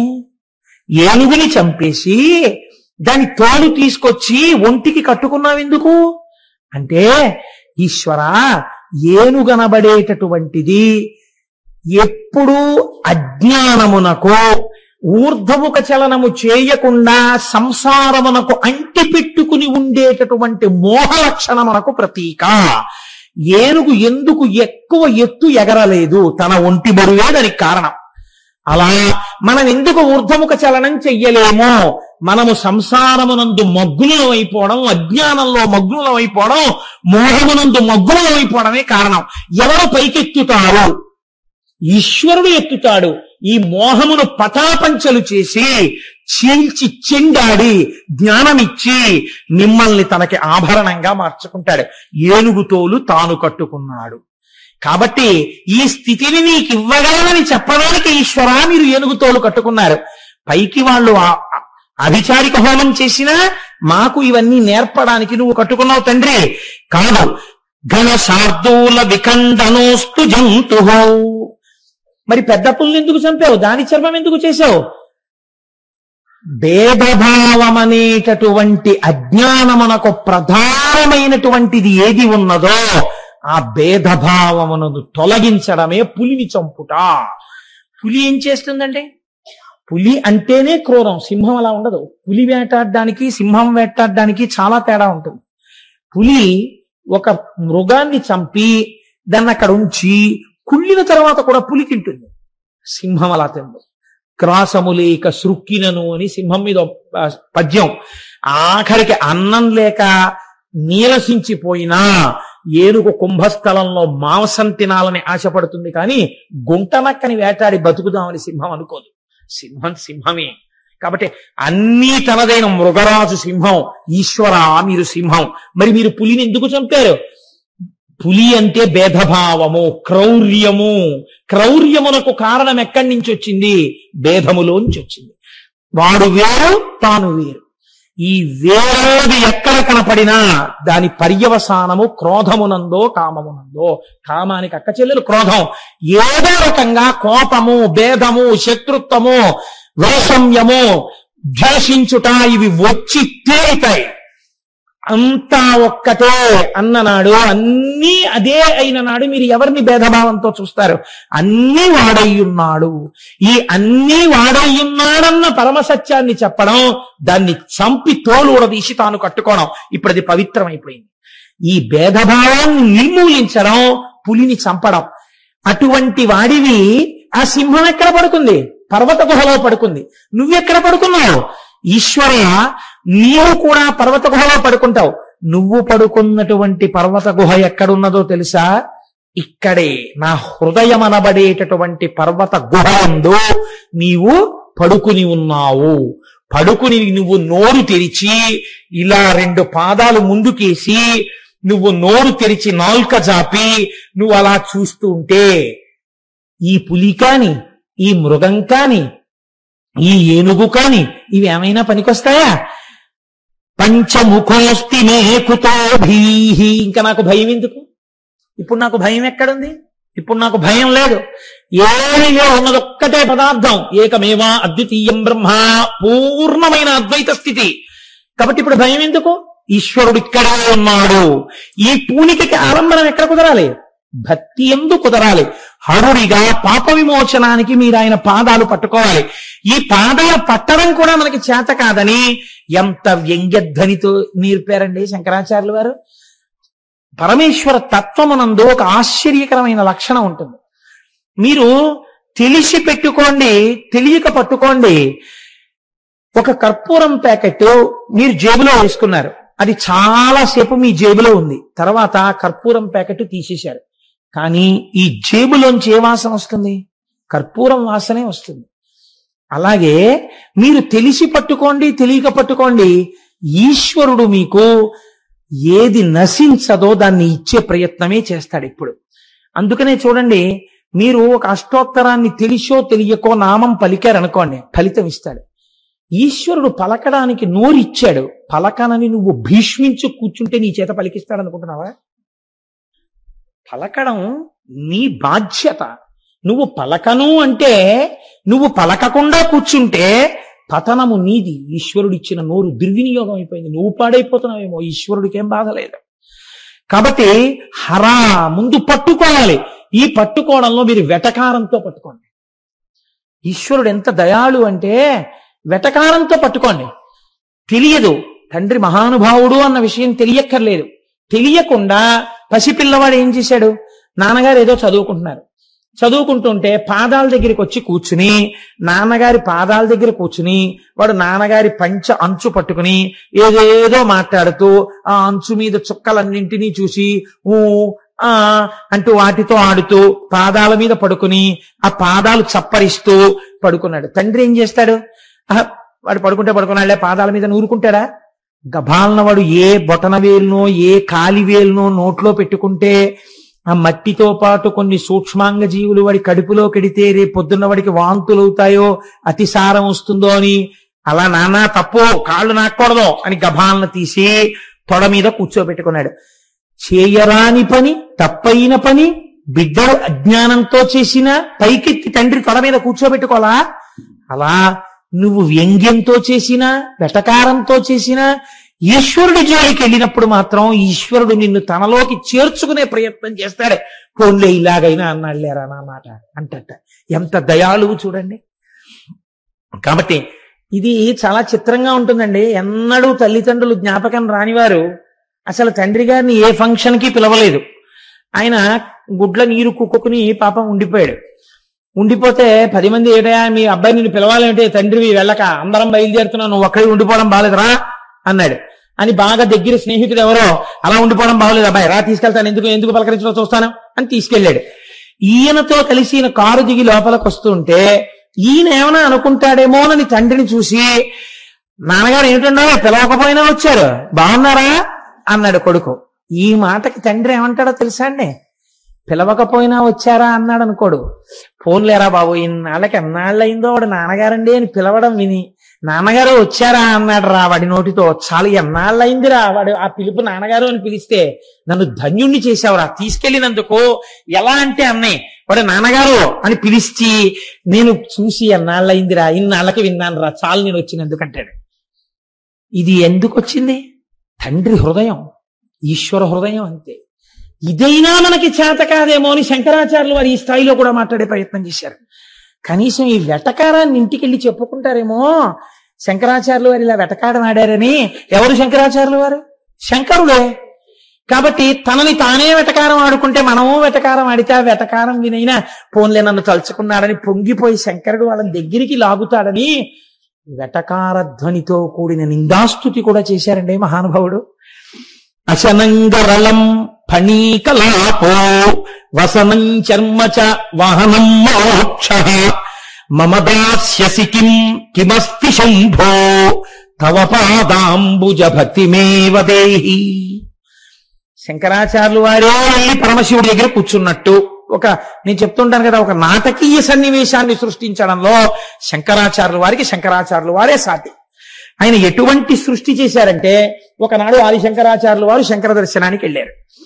వెడితే ఇప్పుడు తండ్రి కొడుకు కదా, రామాయ్ అన్నారు. ప్రణిపాతం చేసి నమస్కారం చేసి శంకరాచార్యుల వారు అలా కింద కూర్చున్నారు. శంకరుడు చూసి అన్నాడు, చాలా కష్టపడి వచ్చావు ఓయ్ బిడ్డడా, నీకేం కావాలి, కాస్త ఏమైనా తాగుతావా అన్నారు. ఈయన ఇప్పుడు ఏది తాగుతున్నారో అదే కదండి ఇస్తారు. నేను కాఫీ తాగుతున్నాను అనుకోండి, మీరు మా ఇంటికి వస్తే ఓయ్ కాస్త కాఫీ ఇవ్వాలి అంటారు కదా. అంటే ఈ కాస్త పరమాన్నం మటరావా అనరు కదా, ఈ మామూలు చా ఎక్కడ ఉంది అంటుంది ఆవిడ. కాబట్టి కాఫీ అయితే తనకి పెట్టింది కాబట్టి కొంచెం డికాషన్ ఉంది అన్నమాట, ఇస్తుంది. అందుకని కాస్త, లేకపోతే నేను పట్టుకున్నాను ఇంకా తాగలేదు, మీరు వచ్చారు ఈ కాఫీ 2 కప్పుల్లో పోసి పట్టరా, ఇంకా ఇంగిల్ చేయలేదు, బలం వచ్చారు సమయానికి అంటాం. అలా ఈయన తాగడానికి సిద్ధంగా ఉన్నట్టుగా లెక్క వేసుకుని శంకరాచార్యులు వారు అన్నారు, అశనంగరళం. ఏం శంకరాచార్యులు వారు కొంచెం తాగుతారా అన్నారు. బాబు వద్దండి, ఇస్తానని మాత్రం అనకండి, మీరు హాలాహలాన్ని తాగుతుంటారు, మేము ఎక్కడ తాగలం. అశనంగరళం, మీ ఇంటికి వస్తే మీరు నేను ఇస్తాను అని మొట్టమొదట మా ఇంట్లో తాగమని మాత్రం అడక్కండి, ఎందుకంటే మీరు హాలాహలం తాగుతారు, మేము తాగలేం.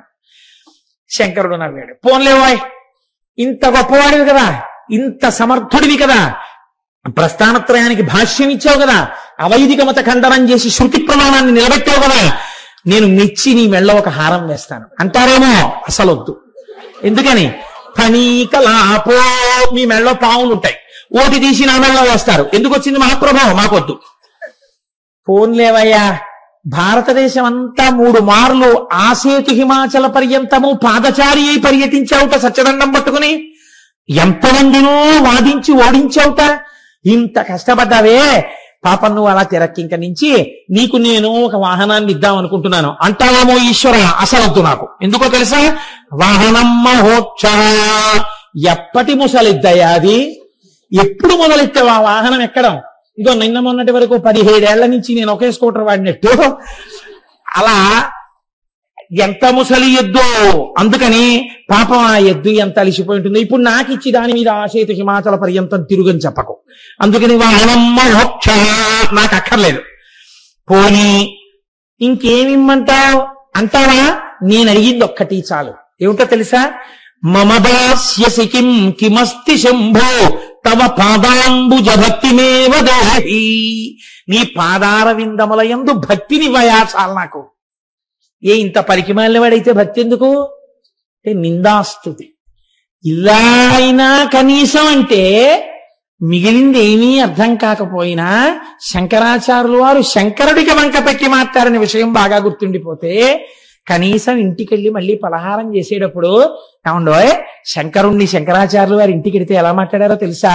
ఇవాళ ఆయన ఉపన్యాసంలో చెప్పాడు అనోసారి మళ్ళీ ఇది తలుచుకుంటే ఎలా అంటే, ఒక్కసారి శంకరుడు హాలాహలం తాగుతాడు, అది లోకం కోసమే కదా తాగాడు. హాలాహలం తాగడం ఇవన్నీ వాడు స్ఫురణ చేసుకున్నాడు కదా అని ప్రాసంగిక పుణ్యము అన్న పుణ్యాన్ని వాడి ఖాతాలో వేసేసి వాడు ఇంకా ఇంకా ఆయన నామం చెప్పేటట్టుగా అనుగ్రహించేస్తాట.